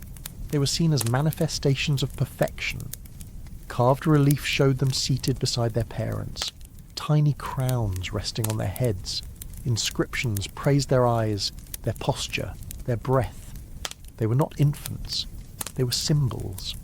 The pressure to produce such a child often fell hardest on the firstborn male heir. From an early age, he was paired with one or more of his sisters. Their education included shared lessons, shared meals, and eventually shared quarters. The pairing was planned before either had reached maturity. Servants were instructed to monitor their interactions. Priests offered blessings the moment signs of affection appeared. Their first union was scheduled as part of a larger ritual, complete with offerings and chants. What makes this practice especially difficult to unpack is the sense of normalcy it carried within the royal court. The concept of incest, as understood today, simply did not apply.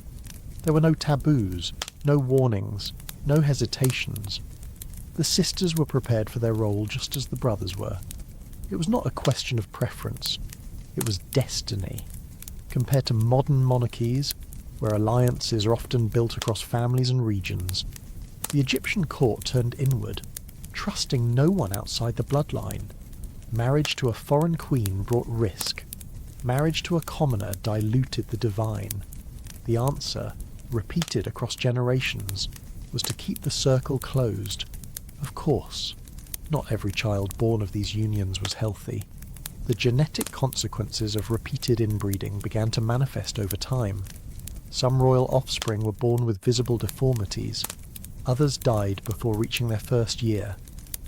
There were cases of clubbed feet, fused toes, elongated skulls, and cognitive impairments. But even these children were honoured in death. Their small tombs were inscribed with the same reverence given to adult kings. In one notable case, a child who lived only a few weeks was mummified, wrapped in linen, and buried with a golden amulet placed over his heart. The deaths were not seen as failures. They were seen as mysteries. The gods, it was said, gave and took as they pleased. If a child died, it was because his soul was needed elsewhere. If he survived with deformities, it was because his body had been shaped for a special purpose. The priests never blamed the pairing. They blamed omens, alignment of stars, or forgotten offences in a past life. Within this framework, women carried a different kind of burden. A sister who failed to conceive was seen as lacking divine favour. A sister who gave birth to a stillborn was seen as being tested by the gods. Some were sent away from the palace, others remained, silent and watched, while a younger sibling was elevated in their place. The hierarchy among sisters was fluid, shifting with each month and each pregnancy. The pharaoh himself was rarely given a choice. His father's advisors arranged the match. His mother often endorsed it. The Queen Mother held enormous influence in these decisions. Having once been the chosen sister herself, she understood what was expected. She ensured the pattern continued. To deviate would invite doubt, and doubt in the palace was poison. There are records of pharaohs who took multiple sisters as wives, not out of affection, but to increase the chance of producing a healthy heir. These marriages were not romantic, they were mathematical. If one sister failed, another might succeed. The women lived in adjacent quarters. Their cycles were tracked, their diets are monitored, their dreams are recorded. The first sign of pregnancy was treated like a victory in battle. The children born of these unions grew up with a strange double status. They were adored, pampered, and praised, but they were also isolated. No playmates from outside the royal bloodline, no contact with the city beyond the palace walls. Their world was built of marble, linen, and silence. Every gesture they made was interpreted. Every word they spoke was recorded. They belonged not to their parents, but to the gods. What unsettles me most is how devotion to bloodline overrode even the instinct to protect one's child. The system continued even as it failed, even as the signs of decline became clearer. The architecture of power was so rigid that it could not bend, only break. And when it did break, the damage was often invisible. A king might rise with a hidden illness, a queen might miscarry in secret, a child might be buried without a name, but the practice continued. Not because it worked, but because it was believed to be sacred. Belief, in ancient Egypt, was more powerful than evidence. In rare cases, a pharaoh attempted to marry outside the family. These attempts were met with resistance. The priesthood warned of divine wrath. The advisors whispered of political instability. The marriage might proceed, but the child born of it would never be seen as equal. The blood was too thin, the gods are too far, and so the circle closed again. Brothers and sisters, uncles and nieces, cousins whose names mirrored each other. They gathered in torchlit halls, reciting prayers written long before their births, touching each other not with passion, but with expectation. But even within this closed world, there were moments when love crept in where it was not supposed to, when a prince looked not at his sister, but at a servant girl, and when he did, the consequences were swift, harsh, and hidden behind doors no one dared open.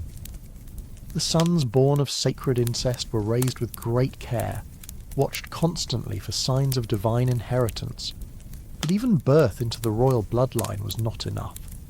Before a pharaoh could take the throne, he had to pass through a series of spiritual tests. Some were visible, such as coronation rites and public offerings. Others took place in private chambers where symbols carried more weight than speech. Among the most mysterious of these was the ritual of gender inversion. To connect with the goddess Isis, some pharaohs were required to become her in form. The belief stemmed from the idea that true divine power required balance. Isis was the embodiment of femininity, magic, and life. Osiris, her brother and consort, represented death, order, and renewal. A pharaoh who ruled only as Osiris was considered incomplete. To fully claim the throne, he had to demonstrate that he could channel Isis as well, not by prayer alone, but by imitation, by transformation. The ritual was known within certain priestly circles as the unification of opposites. It involved more than adopting a symbolic posture. The pharaoh was dressed in full female attire, chosen specifically to mirror the depictions of Isis carved into temple walls. He wore a linen dress, embroidered with patterns of stars and lotus flowers. His chest was padded to create a feminine shape. His arms were adorned with bangles. His feet were painted red, a colour associated with sacred femininity. His face was painted in soft tones. Kohl outlined his eyes, and his lips were darkened with crushed carmine. A wig was fitted over his shaved head, its black strands oiled and perfumed. The transformation was not intended to mock or entertain. It was meant to erase the boundary between masculine and feminine, to allow the spirit of Isis to enter and dwell within the king's body.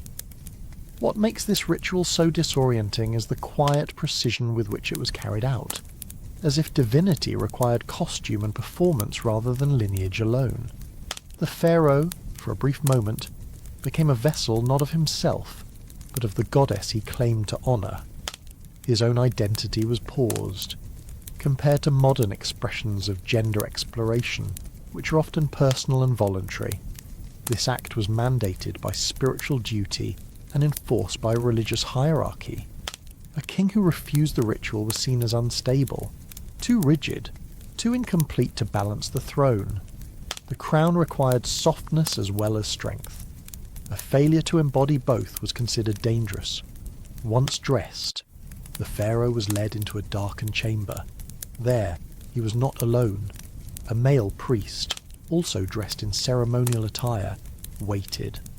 But this priest did not serve as the dominant partner. He played the role of Osiris. The pharaoh, now in the role of Isis, was instructed to perform a symbolic union. The act did not always involve contact. Sometimes it was danced. Sometimes it was mimed with a series of choreographed movements. But in a few records, the union is described more directly, with physical touch, breath shared, and posture intertwined. The room was silent. A single drum beat guided the rhythm.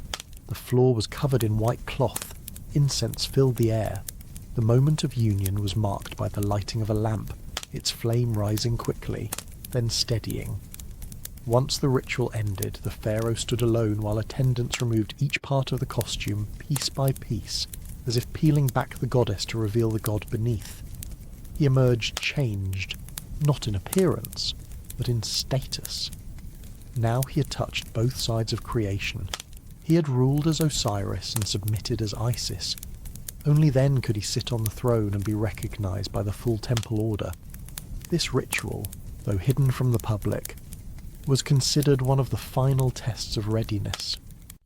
Without it, The balance of Maat, the principle of cosmic order, could not be maintained.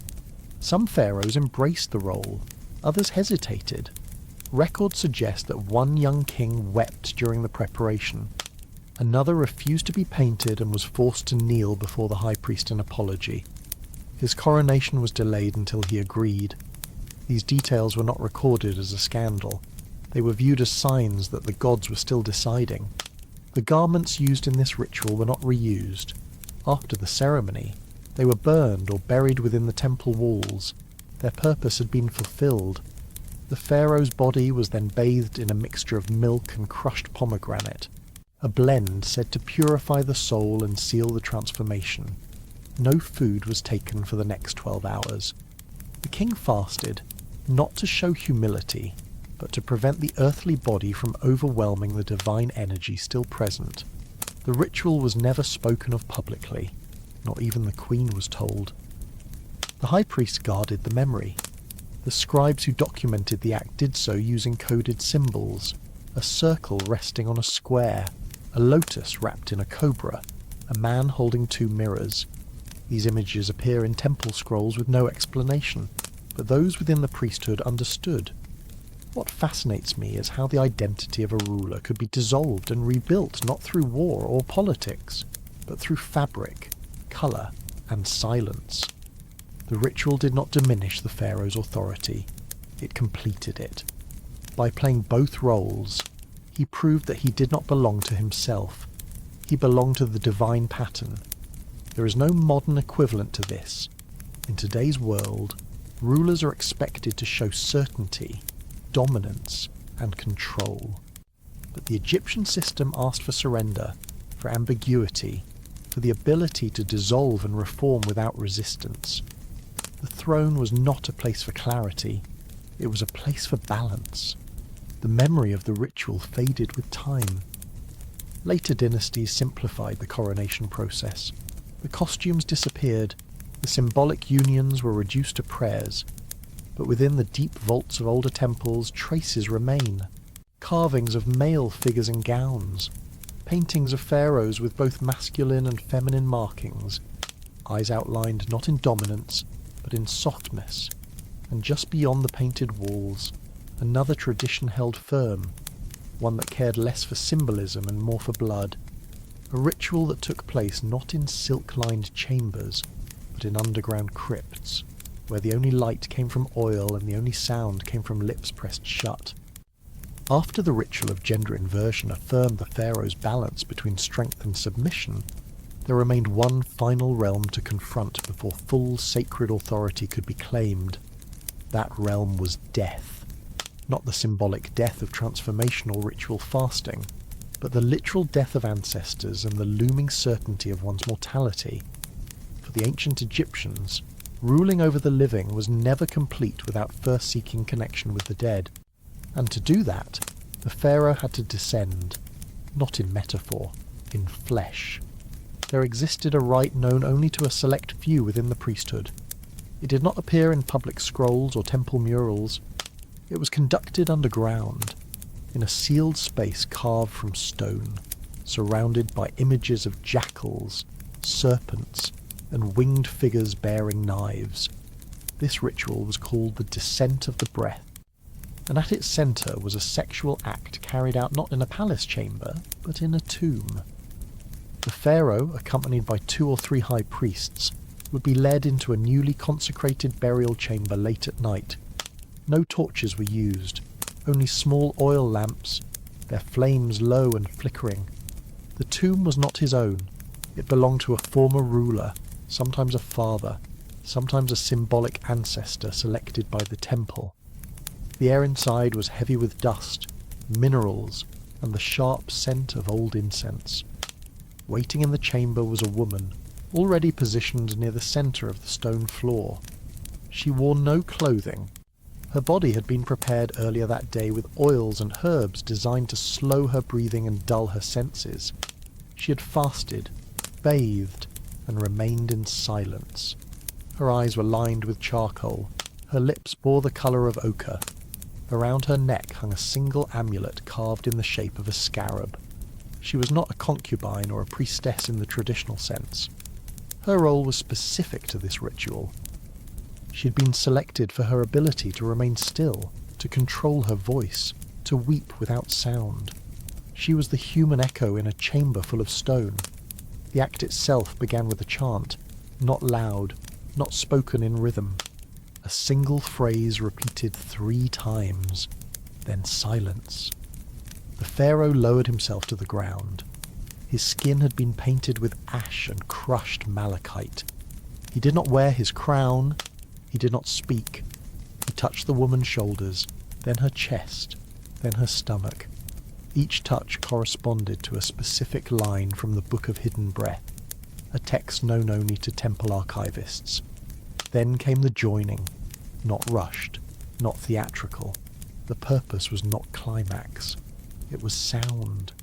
The priest believed that the human body, when placed in a tomb and brought to physical motion, produced vibrations that could awaken sleeping spirits. The moans, the breaths, the shifting of flesh against stone. All of it was thought to call out across the threshold of death. The ancestors, upon hearing it, would gather, they would listen, and if pleased, they would speak. What sets this ritual apart from other funerary customs is its raw insistence that the living must physically disturb the silence of death in order to be heard. The pharaoh did not command with incense or offerings. He commanded with his body, his breath, his presence in a space meant for stillness. Compared to modern ideas of spiritual communion, where connection with the dead is sought through prayer or meditation, this act was urgent, embodied, and deeply literal. The tomb was not a place to remember the dead. It was a place to invite them. The ritual lasted until the lamps began to flicker. At no point was the act rushed. If the pharaoh tired, the priests waited. If the woman cried, the sound was welcomed. After the final movement, the pharaoh placed both hands on the stone floor, pressing his palms flat as if to receive something. Then he rose. The woman remained. She was not touched again. She was later taken to a separate chamber where she was washed and allowed to sleep. Some women returned to temple service. Others were sent to distant estates as a form of silent reward. Their names were not recorded. Their presence in the ritual was known only to the few who watched. There are tombs with inscriptions that hint at this ceremony. One reads, "He who called beneath the stone was heard." Another describes the rising of dust with breath. A third, found near the Valley of the Kings, shows a figure lying with another beneath a hovering eye, surrounded by glyphs for silence and eternity. The ritual was not repeated often. It was reserved for transitions of power, moments of uncertainty, or omens that suggested a loss of favour from the ancestors. It was always initiated by the priests, never by the king. To ask for the rite was considered arrogance. To be chosen for it was considered a burden and a privilege alike. What fascinates me is how this ceremony reframed sexuality not as pleasure or reproduction, but as sound offered into darkness. The act became a form of language, a calling out into stone, into memory, into the silence that rules beneath every throne. There were risks. A priest could faint from the heat. The pharaoh might suffer from dizziness due to the lack of air. In one recorded case, a woman collapsed and could not be revived. Her body was buried in the same tomb where the rite had taken place, wrapped in linens marked with the symbol for passage. After the ritual, the pharaoh fasted for 2 days. He did not speak to his advisors. He slept alone. It was believed that in the hours following the descent, the soul was still open, vulnerable to messages from beyond. During this time, he might dream of former rulers, he might see visions of the afterlife, or he might see nothing. The silence itself was interpreted. The tomb used for the ritual was sealed afterward. No one returned. The dust was left undisturbed. The tools were not cleaned.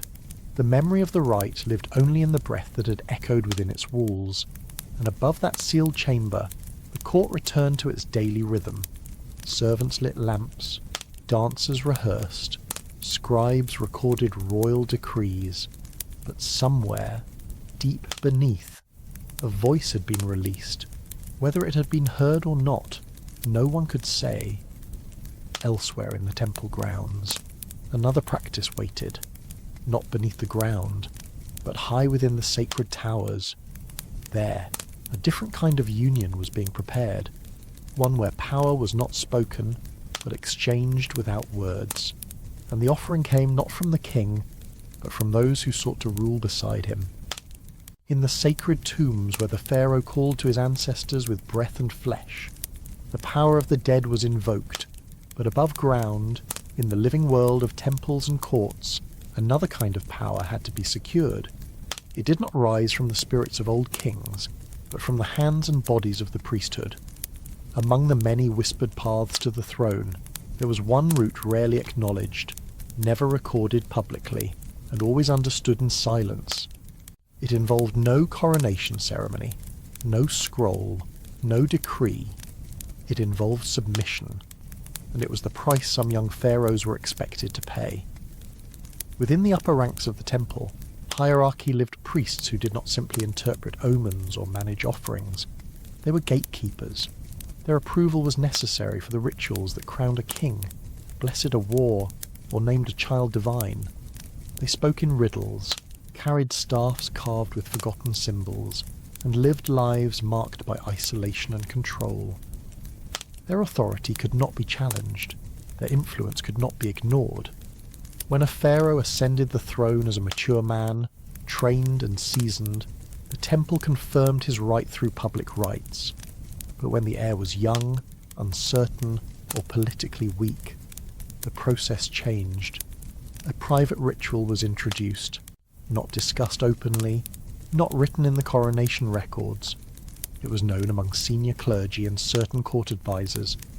It was called the passing of presents. The ceremony, if it can be called that, took place in a sacred room beneath the inner temple. It was lit by a single oil lamp, placed on a high shelf, casting long shadows on the wall. The young pharaoh, newly anointed but not yet confirmed, was brought in under the cover of night. He had been told to fast, to remain silent, and to prepare himself to receive guidance. Waiting in the room was a senior priest, older, always male, and considered by the temple to be a vessel of accumulated divine energy. His role was not ceremonial, it was physical. Through an act of intimacy, it was believed that spiritual authority could be transferred. The king would receive not just instruction, but power, not just approval, but inheritance. What makes this ritual deeply unsettling is the complete inversion of the public royal image. In every visible context, the pharaoh ruled. In this room, he submitted. He did not speak. He did not command. He lay down and waited. The priest approached without hesitation. The act was carried out slowly, without cruelty, but without tenderness. It was not intended to please. It was intended to complete a cycle. Compared to modern systems of political succession, which emphasize birthright and legality, this ancient belief introduced physical dependence as a condition of authority. The king's legitimacy was not born in a bloodline alone. It had to be activated by touch. And that touch came from someone older, someone spiritually anchored, someone above earthly rank. There were no scribes in the room, no observers, only the two participants and the lamp. When the act ended, the priest placed his hand on the pharaoh's chest and whispered a line from a temple hymn. The flame was extinguished. The king rose, dressed again in silence, and was led to the next stage of his public initiation. The ritual was not repeated. It was a one-time act, a transfer. Afterward, the priest returned to seclusion. He did not boast. He did not appear in court, but his name might be mentioned later in royal prayers. His influence would linger in quiet decisions, in dreams described to the High Council, in moments when the young king hesitated before speaking. For those within the temple, the ritual was not abuse. It was a function. The human body was a vessel. The spirit, like oil, had to be poured. And just as oil required a container, power required flesh. The king received, the priest released. Balance was maintained. But outside that chamber, the whispers began. Servants caught fragments of conversation. Advisors noticed which priests were elevated afterward. Some queens grew suspicious when their sons returned from temple grounds quieter than before. But no one spoke openly. To question the ritual was to question the foundation of sacred rule. What troubles me most is the way silence became a form of participation. Everyone knew. No one admitted. The truth hovered around every coronation like the scent of incense that never fully faded, and those who had gone through the rite recognized it in each other. A certain glance, a certain stillness, a shared awareness that something had been given away to gain what could never be taken by force. There are no texts that describe this ritual directly, but certain temple walls contain symbols that, when arranged, suggest the act. A young falcon resting below a lion, a hand reaching behind a throne, a reed bent over a bowl. These symbols were never explained in full. Only those who had lived the ritual understood their meaning. Over time, the practice faded. As dynasties shifted and new theological ideas emerged, the role of the high priest changed. But in the oldest temples, in the scrolls locked away behind false walls, references remain. They speak of a joining, a touch that opens the path, a moment of quiet binding. For the kings who underwent it, the memory may have been buried beneath layers of ritual, war, and public adoration, but it never vanished. In their private moments, in dreams, or in the way their hands lingered over certain temple inscriptions, the ritual remained, a shape in the dark, a cost never spoken, only felt, and in a different wing of the palace, other rites unfolded that were far more visible. In brightly lit halls with polished floors, women waited not to confirm kingship, but to demonstrate fertility. Their bodies were not vessels of transmission, but of performance, and in one carefully guarded structure near the edge of the inner court, a new kind of ritual had begun. One where pleasure and prophecy met beneath painted ceilings. Not every sacred act happened in public view. While some rituals demanded witnesses, declarations, and the presence of the court, others thrived in silence. After the private rites passed between priests and pharaohs, another kind of space began to emerge across certain temples. These were not rooms for prayer or places for sacrifice. They were built for one single purpose: to host moments of flesh and spirit, hidden from all eyes except the gods themselves. Some of these structures were never listed in public temple records. Others were described vaguely as halls of harmony or chambers of divine joy. Their true function was passed down only among the chosen few, and it began with architecture. Unlike the grand sanctuaries with towering columns and sunlit altars, these hidden chambers were smaller, more intimate, and completely sealed from outside view. The entrance was disguised behind layers of stone passageways.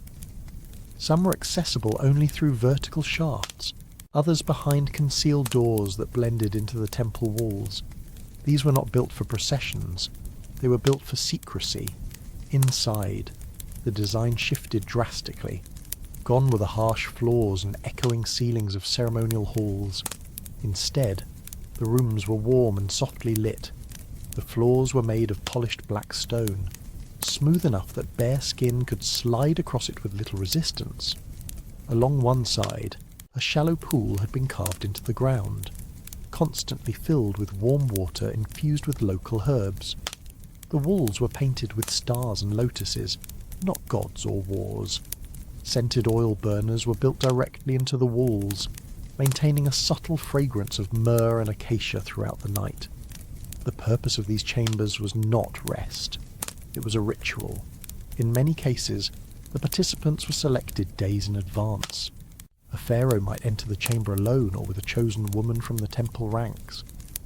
She might be a priestess, a servant, or a dancer trained in a specific sequence of movements. Before entering, she would be bathed, perfumed and dressed in nothing but translucent linen. She would speak no words unless asked. Her role was not to seduce, but to embody. The act itself was called by many names. Among them, the most common was the divine blending. It was believed that in this protected space, the physical union of the pharaoh and his partner allowed the gods to influence the future. The movements were slow, deliberate, and choreographed according to older instructions passed down by temple elders. Each action corresponded to a celestial body. Each touch mirrored a line from a sacred hymn. The moment of climax was seen as a fusion, not only of two bodies, but of heaven and earth. The strange part was not the act itself, but the extent to which architecture, scent, temperature, and silence were arranged to serve it. The room became a vessel, the body became a tool, and desire, usually viewed as base or instinctive, was elevated into something holy. The pharaoh was expected not only to perform, but to be transformed during the act. In modern terms, this was not a bedroom. It was a sacred performance space built around intimacy. The difference between comfort and ceremony was erased. There was no bed, there were no sheets, only the pool, the stone, and the oils. The body had to adapt, the mind had to empty. The ritual had to flow without hesitation. The temple officials who maintained these rooms were specially trained. They were not guards, but keepers of purity. They cleaned the floors with vinegar and rose water after each use. They refilled the oil lamps. They replaced the herbs in the water basin. But they never stayed during the act. The chamber was sacred not because of who entered, but because of who was excluded. Only a small number of temples were known to have such rooms. Most were attached to major cults, like those of Hathor, Isis, or Amun. The rooms were often near the rear of the temple, closest to the innermost sanctum. In some cases, they shared a wall with the statue of the god, separated by a thin veil of stone or wood. This was intentional. The belief was that the sounds, the heat, and the energy of the ritual would pass through and awaken the god. Over time, these chambers gained a reputation. Some were said to bestow fertility on any couple who used them. Others were believed to cure impotence or despair. A few were rumoured to house hidden inscriptions that only revealed themselves in candlelight after the act was complete. But all of them shared one rule. No one without temple authority could enter. Violation of this rule was punishable not by public trial, but by spiritual exile. The person would be banned from temple grounds, denied burial rites, and cut off from the gods forever. For pharaohs, these chambers offered something rare. A place to be vulnerable without consequence. A place where divine roles could be explored, even reversed. Some kings chose to lie still and let the priestess perform every motion. Others preferred to lead, reciting sacred lines while touching certain points on the body in sequence. Regardless of style, the goal was not pleasure, it was alignment. The body had to mirror the stars, the soul had to open. What strikes me is how much trust was placed in stone and silence. These rooms did not speak, but they remembered. Each footstep left a trace of oil. Each breath changed the air. Over time, the stones absorbed more memory than the scrolls, and yet no records exist describing the rituals in detail. Everything was felt. Nothing was written. Occasionally, fragments of this practice appear in later texts. A line in a temple hymn speaks of the harmony of two lights touching in darkness. A symbol etched into a pool's edge resembles the joined hands of a god and mortal. These hints survive not as evidence but as echoes, enough to suggest, never enough to confirm. In some rare cases, travellers or foreign scribes wrote of rumours surrounding the pharaoh's hidden rooms. They were dismissed as fantasy, or worse, heresy. But the consistency of these whispers across centuries suggests something deeper. These were not isolated rumours, they were memories, preserved by those who dared to speak them aloud. Eventually, as new religions took hold and temples were abandoned, Many of these chambers were sealed. Some were filled with sand to prevent entry. Others were hidden beneath renovations. A few may still exist, untouched beneath ruined walls, holding the scent of oil and the echo of breath, waiting for someone to understand what they were meant to hold. And while these chambers explored the union of body and divine in private, a different tradition was unfolding in the heart of the palace. This time, it was not the king or the priestess at the centre. It was a queen, and she held something even more dangerous than desire. She held the blood that bound gods to rulers. The hidden chambers may have faded into silence, but their spirit did not vanish. It simply moved. When the living body was no longer present to perform the rites, the Egyptians found another vessel, one that could travel into the next world, one that could hold images, memory, and desire at once. That vessel was the coffin, and it did far more than protect the remains of the dead. It became a canvas for their pleasures, their fantasies, and the rituals they believed would carry them into eternity.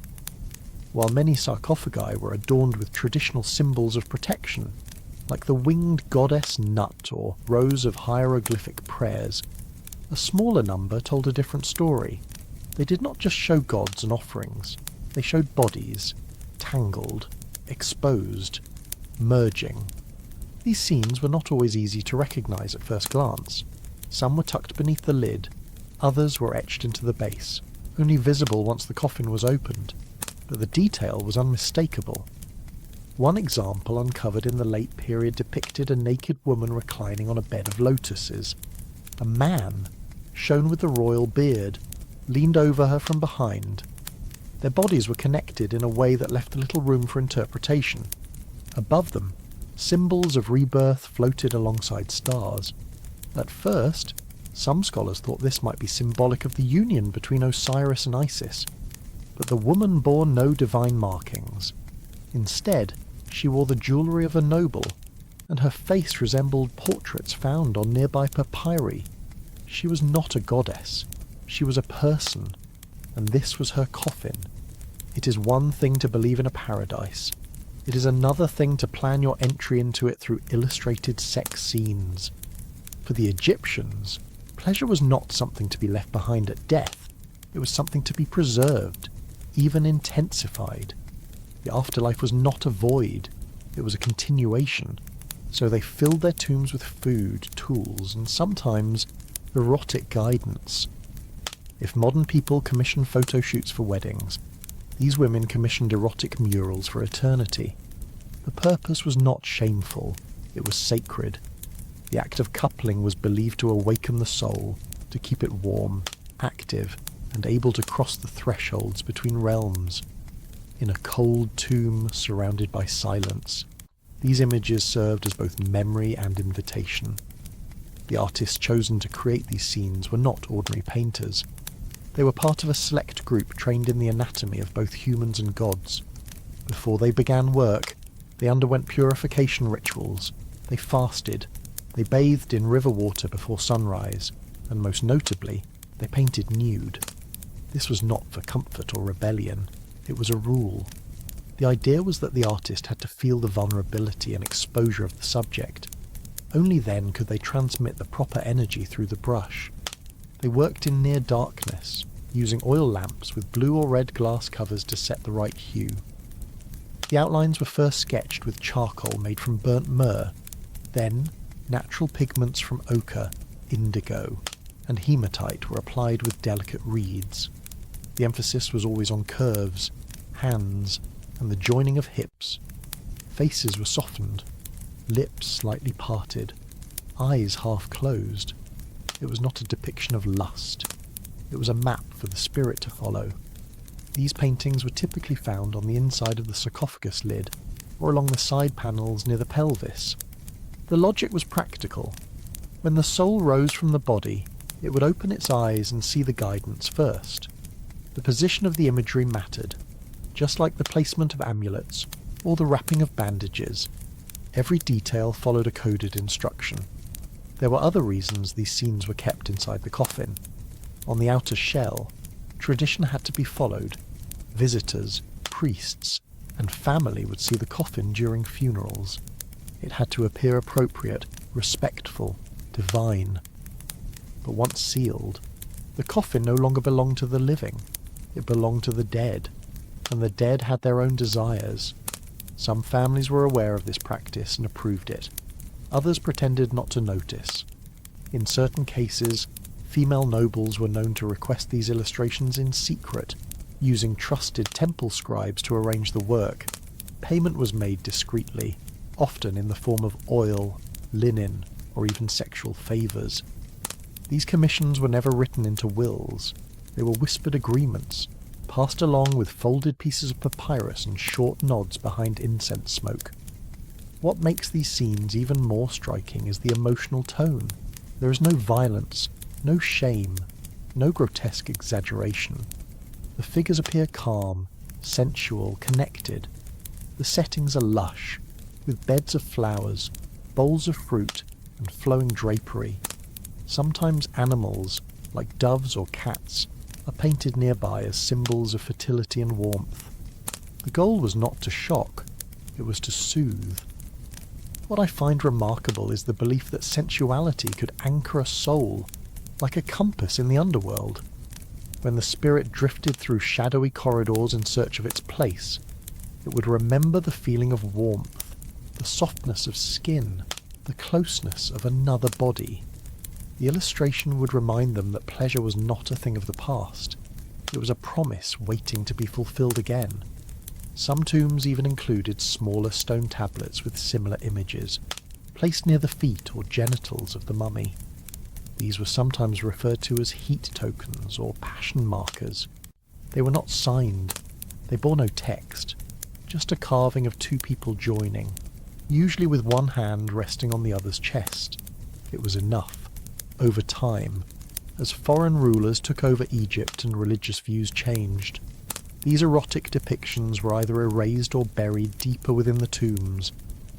Later, archaeologists sometimes misinterpreted them as decoration, or dismissed them as fantasies added by later looters.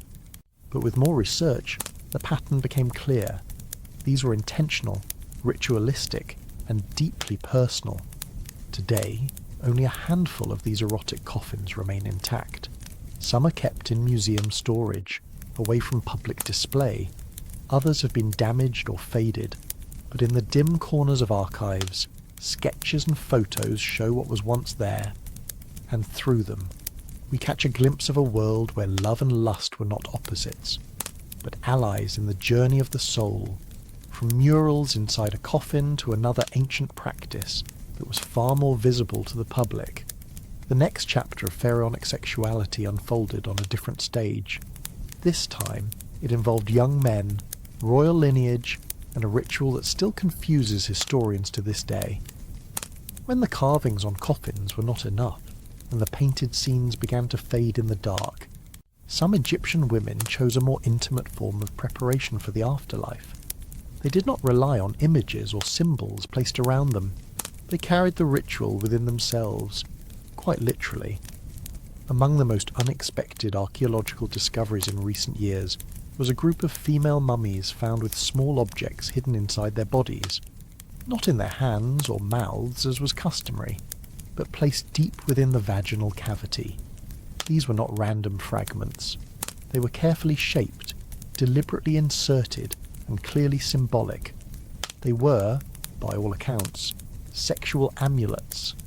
These talismans were small. Most measured no more than a few centimetres, just enough to be slipped inside without injuring the embalmed tissue. They were made from a range of materials, including limestone, soapstone, hematite, and even glazed ceramic. Each bore a distinctive shape. Some resembled erect penises with detailed ridges and flared tips. Others were abstract, shaped like tongues of flame or seeds bursting open. None were labelled, none were recorded in official funerary texts, but their placement made the intention unmistakable. It is one thing to wear a necklace for love, but another to die with a phallic charm hidden inside you. For these women, the afterlife was not only about purity, balance, or judgment. It was also about readiness. sexual readiness. They believed that when their souls awakened, they needed to be in a state of openness. Receptivity was not shameful. It was sacred. Many Egyptologists were puzzled when the first such amulet was discovered. At first, some thought it was a mistake, perhaps a misplaced tool from the embalmers, but the object was positioned too precisely. It was not near the vaginal entrance or lodged loosely. It was embedded with purpose, nestled near the cervix, facing upward. Later discoveries confirmed the pattern. Multiple female mummies, from different dynasties and regions, shared this same internal feature. There were no matching practices found in male mummies. No talismans were placed in their anuses or urethras. This ritual seemed specific to female bodies, and more specifically, to women of elite or priestly status. Some had elaborate jewellery and richly adorned wrappings. Others had simpler coffins but carefully arranged offerings nearby. But all shared the same hidden charm within. In a modern context, this might be seen as invasive or even scandalous, but in ancient Egypt, it was considered a way to preserve the feminine principle in its most powerful form.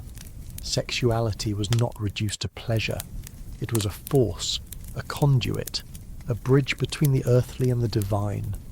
Some scholars believe these vaginal amulets were connected to the myth of Isis and Osiris.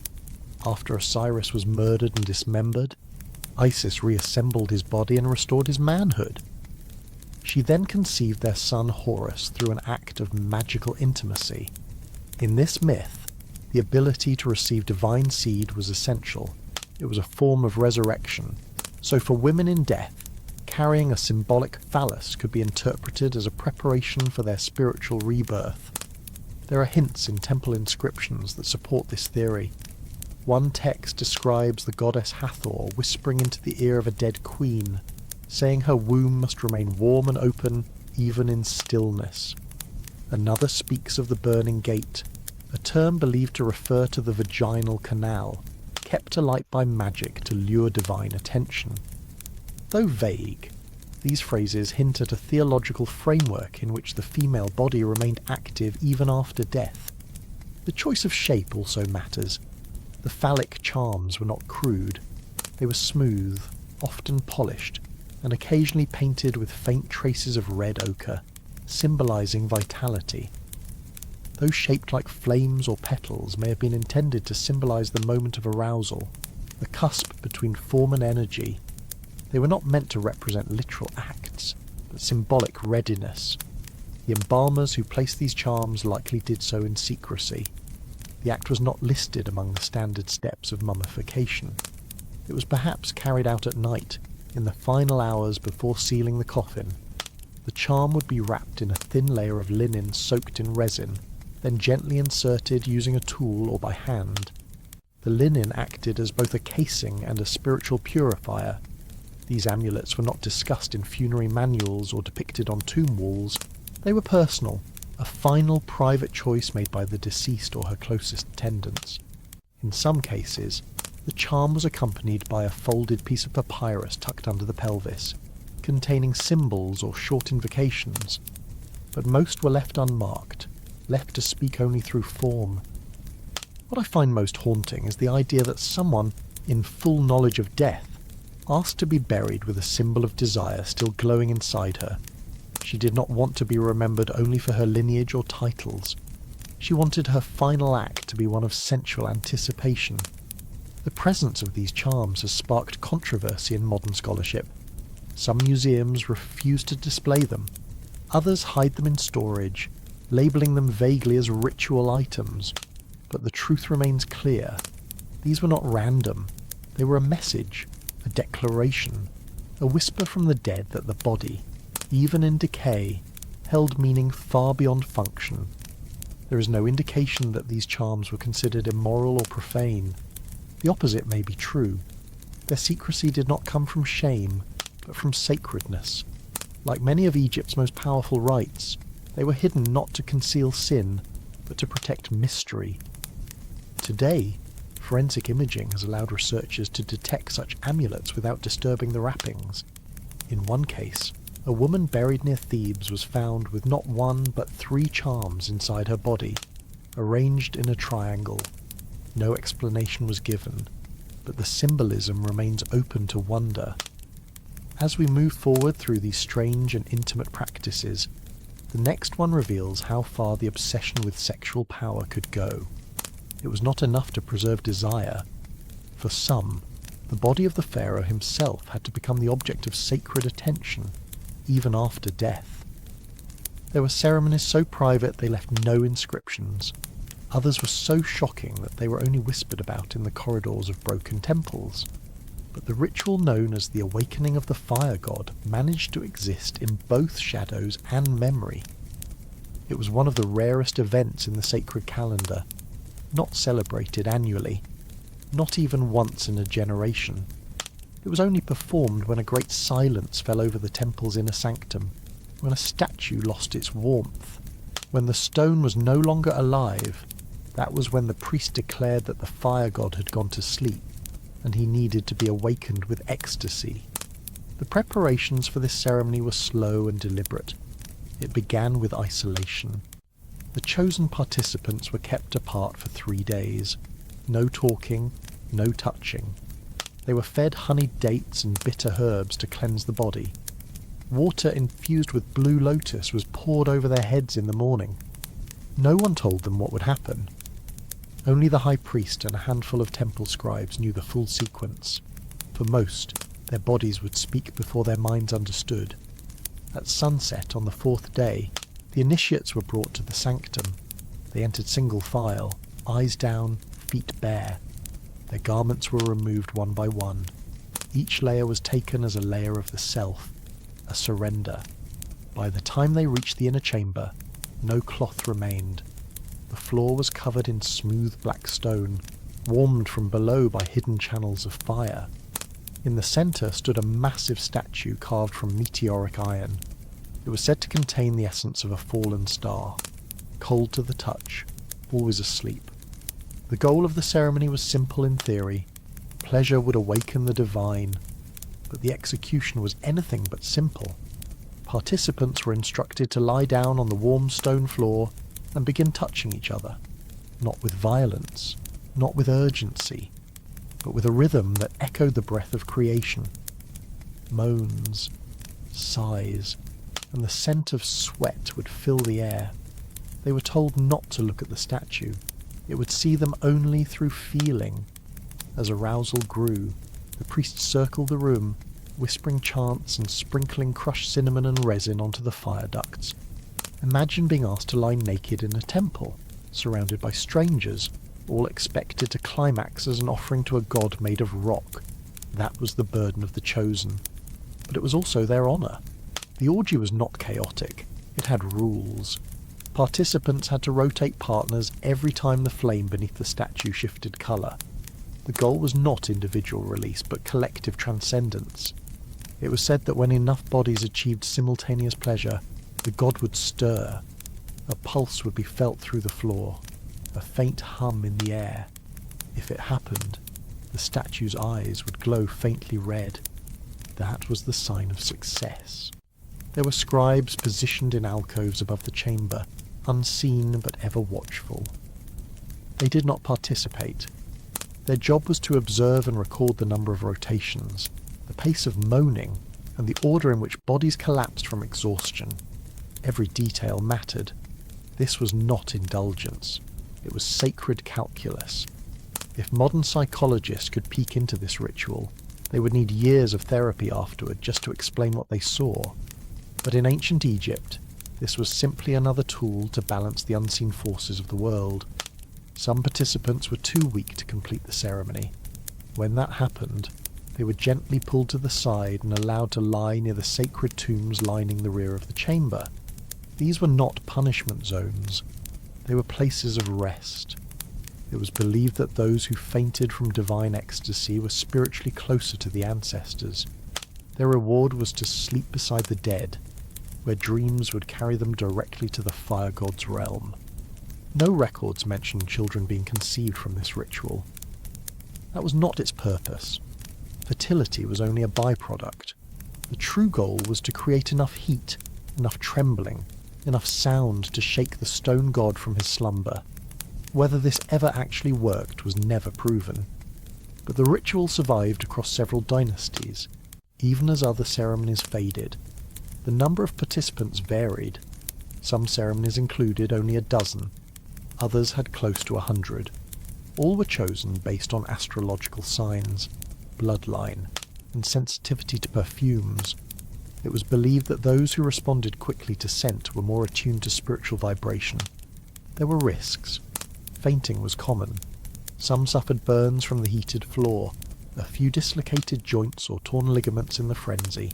But no one was allowed to stop until the priest declared the ritual complete. Once done, the floor was washed with rose water and salt. Participants were wrapped in white linen, given lotus wine, and led outside before sunrise. They were forbidden to speak of what they had seen or felt for 3 moons. Some historians speculate that the entire ritual was less about awakening a statue and more about maintaining loyalty, a way for the priesthood to bind people together in shared vulnerability. Others argue it was a way to purge negative energy from the community, casting it into the statue as a vessel. But for those who experienced it, there was no doubt. Something shifted, whether god or flesh. Something stirred in the fire and stone. Something is unnerving about the idea that human intimacy could be weaponized for divine attention. It makes one wonder how far people will go when silence feels like divine abandonment. Though the ceremony fell out of favour after the late period, fragments of its ritual appeared later in Coptic mysticism and even in the erotic spells of Greco-Roman Egypt. Its legacy remains as both myth and memory. The next ritual takes that relationship between body and symbolism even further, not with group ecstasy, but with silent art, because sometimes what was not said could be carved onto wood and buried with you for eternity. There were rituals in ancient Egypt that blurred the lines between ceremony and cruelty. One of the most unsettling was the sexual sacrifice of male slaves to the royal women of the palace. This was not simply a private indulgence, nor a mere act of domination. It was a ritual with a declared divine purpose, orchestrated to fulfill a singular goal, helping the queen conceive a royal heir when the pharaoh had failed. The method was extreme, the logic twisted, and the aftermath always brutal. The process began long before the ritual itself, within the ranks of the palace slaves. Young men were occasionally pulled aside and examined. They were measured, their bodies inspected for symmetry, and their genitals evaluated for both form and supposed fertility. They were not told why. They were just led to quieter quarters, fed slightly better food, and scrubbed clean more often than their peers. This attention felt like fortune. For many, it was the last comfort they would ever know. The priest believed that if the pharaoh's seed was weak, a foreign body could act as a conduit for fertility, while keeping the queen's status intact. As long as the ritual was sanctioned by the gods, the resulting child was considered royal. But the slave involved was never meant to live long enough to see it. On the day of the ritual, the chosen slave was awakened before sunrise. His body was washed in sacred oils and dusted with powdered amber. He was given a small amount of date wine, enough to dull awareness but not to intoxicate. Then, without ceremony, he was led into a chamber beneath the main temple. There, the queen waited alone or sometimes accompanied by a priestess or elder advisor. The slave was expected to perform without question. He had no choice. His hands were often bound with silk cords, not to restrain but to symbolize surrender. Only in ancient Egypt could sexual exploitation be rebranded as a sacred state function. The queen was said to absorb the vitality of the offering through the act. It was believed that the breath, sweat, and essence of a man condemned to die held powerful energy. After the act, there was no pause for gratitude. The priest entered again, and the ritual moved to its next phase. In most cases, the slave was immediately taken to another chamber and executed. Sometimes it was by strangulation with a ceremonial cloth. Other times, by bleeding, or in rare cases, by being buried alive beneath the queen's chamber as a living sacrifice. The chosen method varied according to the priesthood's interpretation of the signs that day. What followed was perhaps even more disturbing.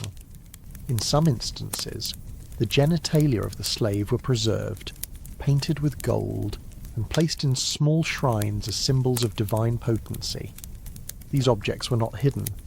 They were shown to guests as proof of the queen's link to fertility magic. The slave's death was not a secret. It was a required conclusion. The women of the court were told to avert their eyes if they did not wish to see. Yet many watched. Some believed the act transferred spiritual power to the queen. Others simply observed in silence, trained to suppress disgust. Modern ethics would crumble instantly under the weight of this kind of ceremony. Imagine a state-sanctioned sacrifice involving sexual contact, death, and religious justification, all written into public record. The tradition did not occur regularly. It was invoked only during crises when the pharaoh grew old and infertile, when a queen had miscarried more than once, or when political rivals questioned the legitimacy of a royal child. In these cases, the priesthood intervened, not to condemn or reform, but to supervise. They did not question the morality of the act. They only ensured its effectiveness. Some of the queens involved became infamous in temple records. One in particular was said to have performed this rite more than 3 times during her reign. It was whispered that her son, a powerful ruler in his own time, was born of such a union. The slave's name was never recorded. The psychological effects on the royal women were not discussed in official texts. There was no room for sorrow, guilt, or hesitation. The queen was the vessel of the nation's future. Her body belonged to Egypt, not to herself, and so did the lives taken for her fertility. Reading these records, I can't help but feel a strange mixture of awe and revulsion. The devotion to symbolism is breathtaking, but the human cost is impossible to ignore.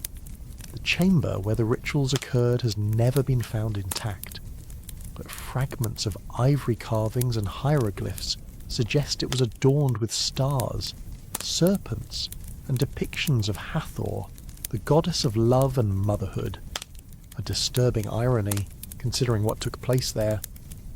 There were moments when the ritual was interrupted. In one recorded instance, a slave managed to scream during the process. The priesthood interpreted it as a bad omen. The queen was isolated for 7 days, the chamber cleansed with vinegar and myrrh, and the body of the slave burned instead of buried. No further rituals were allowed that year. By the late New Kingdom, the practice declined. Not because of compassion, but because more queens began turning to sacred objects, incense rituals, and fertility amulets instead. The priesthood shifted its focus to spiritual energy rather than physical acts. Still, mentions of the offering of flesh appear sporadically in temple margins, always with reverence, never with shame. The fact that such a practice could exist within one of the world's most sophisticated civilizations speaks volumes about the complexity of power, gender, and belief. It reminds us that cruelty and sanctity often wore the same mask. What became of the bodies of those sacrificed is still debated. Some say they were burned and scattered.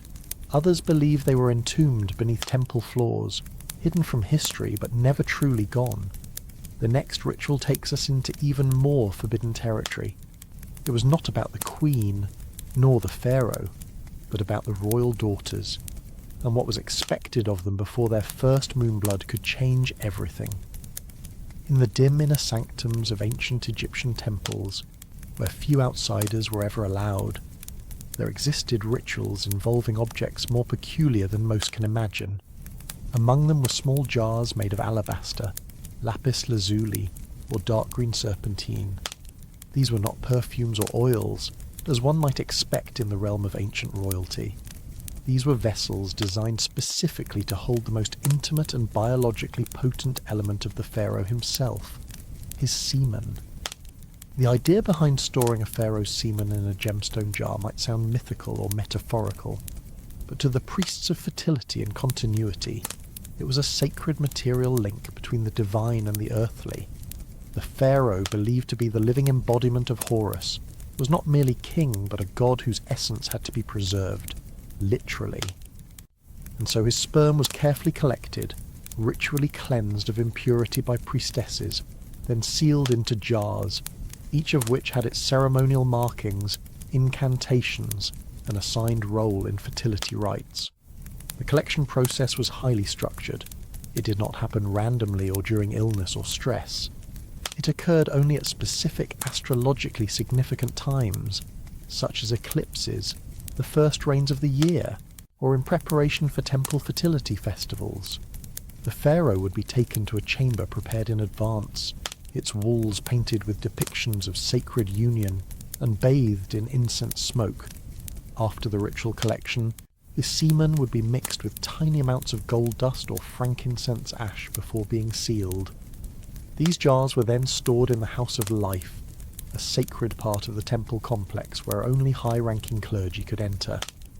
Some were placed beside the statue of Isis or Osiris, linking the royal essence with deities associated with rebirth, agriculture, and the afterlife. Others were stored in underground niches where temperature and moisture were controlled by natural architecture, a primitive but surprisingly effective form of preservation. Only in ancient Egypt could something as private as semen be granted the same reverence as a royal sceptre. The jars were not left to gather dust.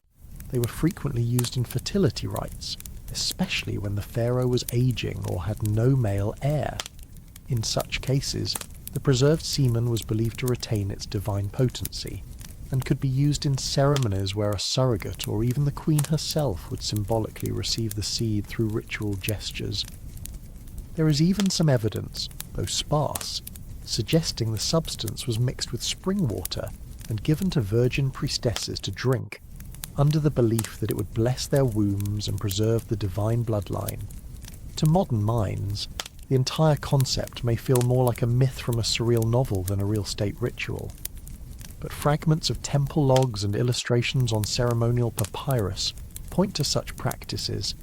Scenes of jars being placed at the feet of god statues, of priestesses chanting over vessels wrapped in gold-threaded linen, and of women bowing before altars where these jars sat, appear across several temple sites. In some tombs, these jars were even buried with a pharaoh, placed near his chest or between his feet. They were thought to provide him with potency in the afterlife.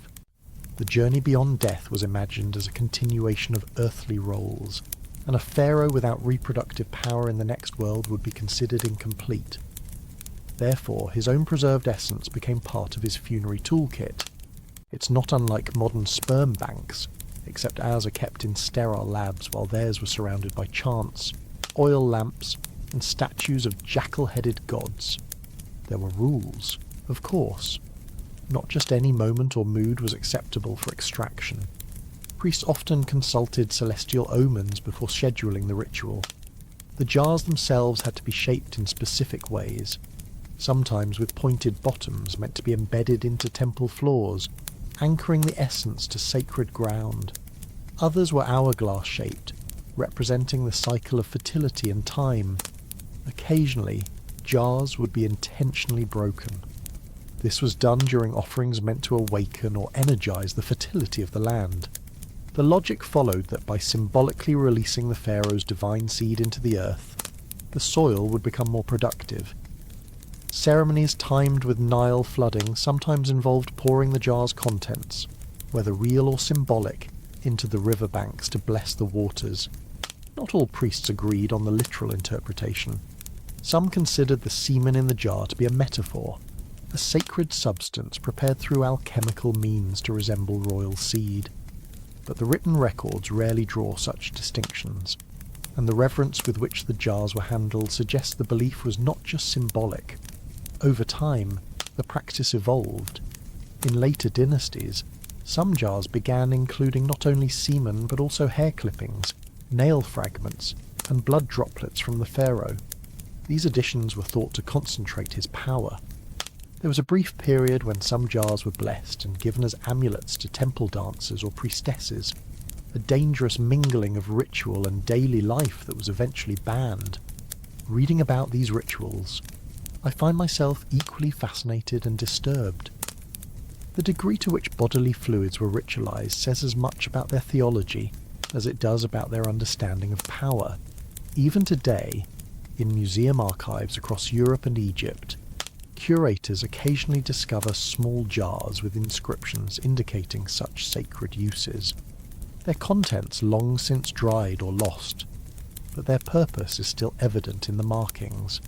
Some are stored in special rooms, rarely displayed to the public, not because of shame, but because few would understand what they are seeing. The pharaoh was not just a ruler of men, but a ruler of meaning. His body, his desires, and his essence were all tools of the state, directed not by whim, but by religious expectations centuries in the making. And even after death, his physical remains were managed like state property. What's more astonishing is how these ideas extended beyond the pharaoh. In the next part, we'll look at how some royal daughters were trained from early childhood to participate in similar rituals, not as passive figures, but as active preservers of the divine cycle. Tucked deep inside sealed temple chambers and private archives, there existed a type of papyrus that few eyes were ever meant to see. These were not royal decrees or lists of grain offerings. These were instructional scrolls, hand-drawn in ink made from soot and wine. They depicted human bodies entangled in precise acts of intercourse. Unlike the stylized depictions found in tomb art or temple murals, these illustrations were uncomfortably realistic. Limbs curved with tension. Expressions of pleasure were deliberately captured. Positions were varied, and many scenes were accompanied by annotations describing motion, rhythm, and purpose. These scrolls were part of a body of knowledge known as ritual erotica. In the context of ancient Egyptian beliefs, sex was not merely for procreation or pleasure. It was a tool of divine alignment, a mechanism to restore cosmic balance, and sometimes a medical solution. Among couples who could not conceive, especially those of noble or priestly class, these scrolls were brought out not for entertainment, but instruction. The acts shown were believed to replicate the original unions between gods and goddesses. By mimicking them exactly, couples could supposedly unlock blocked fertility channels or realign their energies with sacred rhythms. Only high priests and priestesses were allowed to handle these scrolls. They were stored in locked wooden cabinets, usually painted black and marked with hieroglyphs that warned of desecration. The penalty for a commoner glimpsing one of these drawings was severe. Even palace guards who transported the scrolls had to keep their eyes down and their hands gloved. This secrecy was not because the scrolls were considered shameful, but because they were considered powerful. The idea was that only the spiritually prepared could endure their energy without harm. Leave it to ancient Egypt to turn porn into a sacred state-sponsored education program.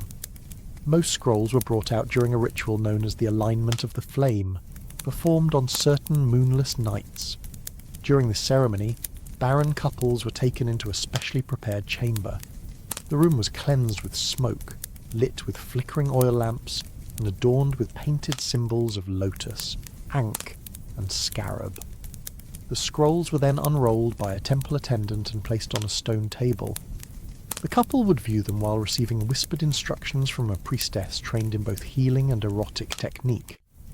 In some variations of the ritual, couples were expected to perform one or more of the depicted acts in the presence of the priestess. This was not voyeurism. It was a correction. Just as a healer would guide a patient through physical therapy, the priestess would observe and make gentle adjustments, a shift of the hip, a slowing of the breath. A touch relocated by inches. The belief was that improper technique could block the flow of life energy, while properly aligned bodies would invite conception as a natural consequence. These teachings extended beyond infertile couples. In temples dedicated to Hathor or Isis, selected temple dancers were also taught using these scrolls. The goal was not seduction, but resonance. Their movements were choreographed to echo the sacred unions, forming a kind of living sculpture of fertility. During certain public festivals, these dancers would perform symbolic movements drawn from the scrolls, though no one in the crowd knew the full meaning behind the gestures. What shocks modern readers is not simply the presence of erotic material, but the clinical detail. Positions were drawn from multiple angles. Notes included recommended durations, breathing patterns, and even dietary guidelines for the days leading up to ritual intercourse. Some scrolls suggested specific times of day and moon phases for each act. Others warned against excessive passion, claiming it could deplete the man's divine energy or confuse the womb. It is not unlike today's fertility clinics handing couples a brochure, except theirs involved oil lamps, guarded doors, and priests holding chalk. Over the centuries, some scrolls were lost, damaged by fire or theft. Others were intentionally destroyed during periods of moral reform when later dynasties sought to erase what they saw as indulgent or outdated. But a few survived. In recent decades, fragments have surfaced in archaeological digs, mostly near Thebes and Saqqara. Museums often classify them under coded categories like domestic life or medicinal illustration. Yet the context, once decoded, leaves little doubt about their purpose. For modern Egyptologists, these scrolls are challenging to interpret. Not because they are ambiguous, but because the modern lens sees eroticism as private, while the ancient one saw it as divine choreography. What we might blush at, the ancients might have knelt before, and what they feared, improper technique, misaligned bodies, sterile unions, we often dismiss as superstition. But for them, sex was not just a biological act. It was a prayer made with the body, and each movement was a line in that prayer. I find it strangely grounding that such rituals existed. It reminds me that throughout history, people have always tried to bring order to the mysteries of life in ways that reflect their time, their fears, and their hopes. The guards who once stood outside those ritual chambers are long gone. The couples who stared at those scrolls by lamplight never knew their most intimate moments would one day be discussed in academic circles. The scribes who drew those curved limbs and open mouths could not have imagined tourists peering at their work through museum glass. And yet here we are, still wondering what it all meant, still shocked by how far belief could carry the body. The story of ancient Egyptian sexuality is not just about strange practices. It is about how every part of human life, even the most private, was turned into a tool of power, worship, and healing. Pharaohs offered their bodies to the gods. Priestesses directed pleasure with the precision of a mathematician, and couples, desperate for a child, were told to mimic drawings no one else was allowed to see. So we end here, where ink met skin, where ritual met desire, where temples guarded not just treasure but knowledge too strange for the public. It is a reminder that in the ancient world, no boundary between sacred and physical was truly fixed. Everything touched everything else. Tonight, close your eyes not just on a strange history, but on the quiet truth behind it, that even in a world ruled by gods and gold, it was still human longing that shaped the rituals we now find so bizarre. Sleep well, and may your dreams be a little stranger tonight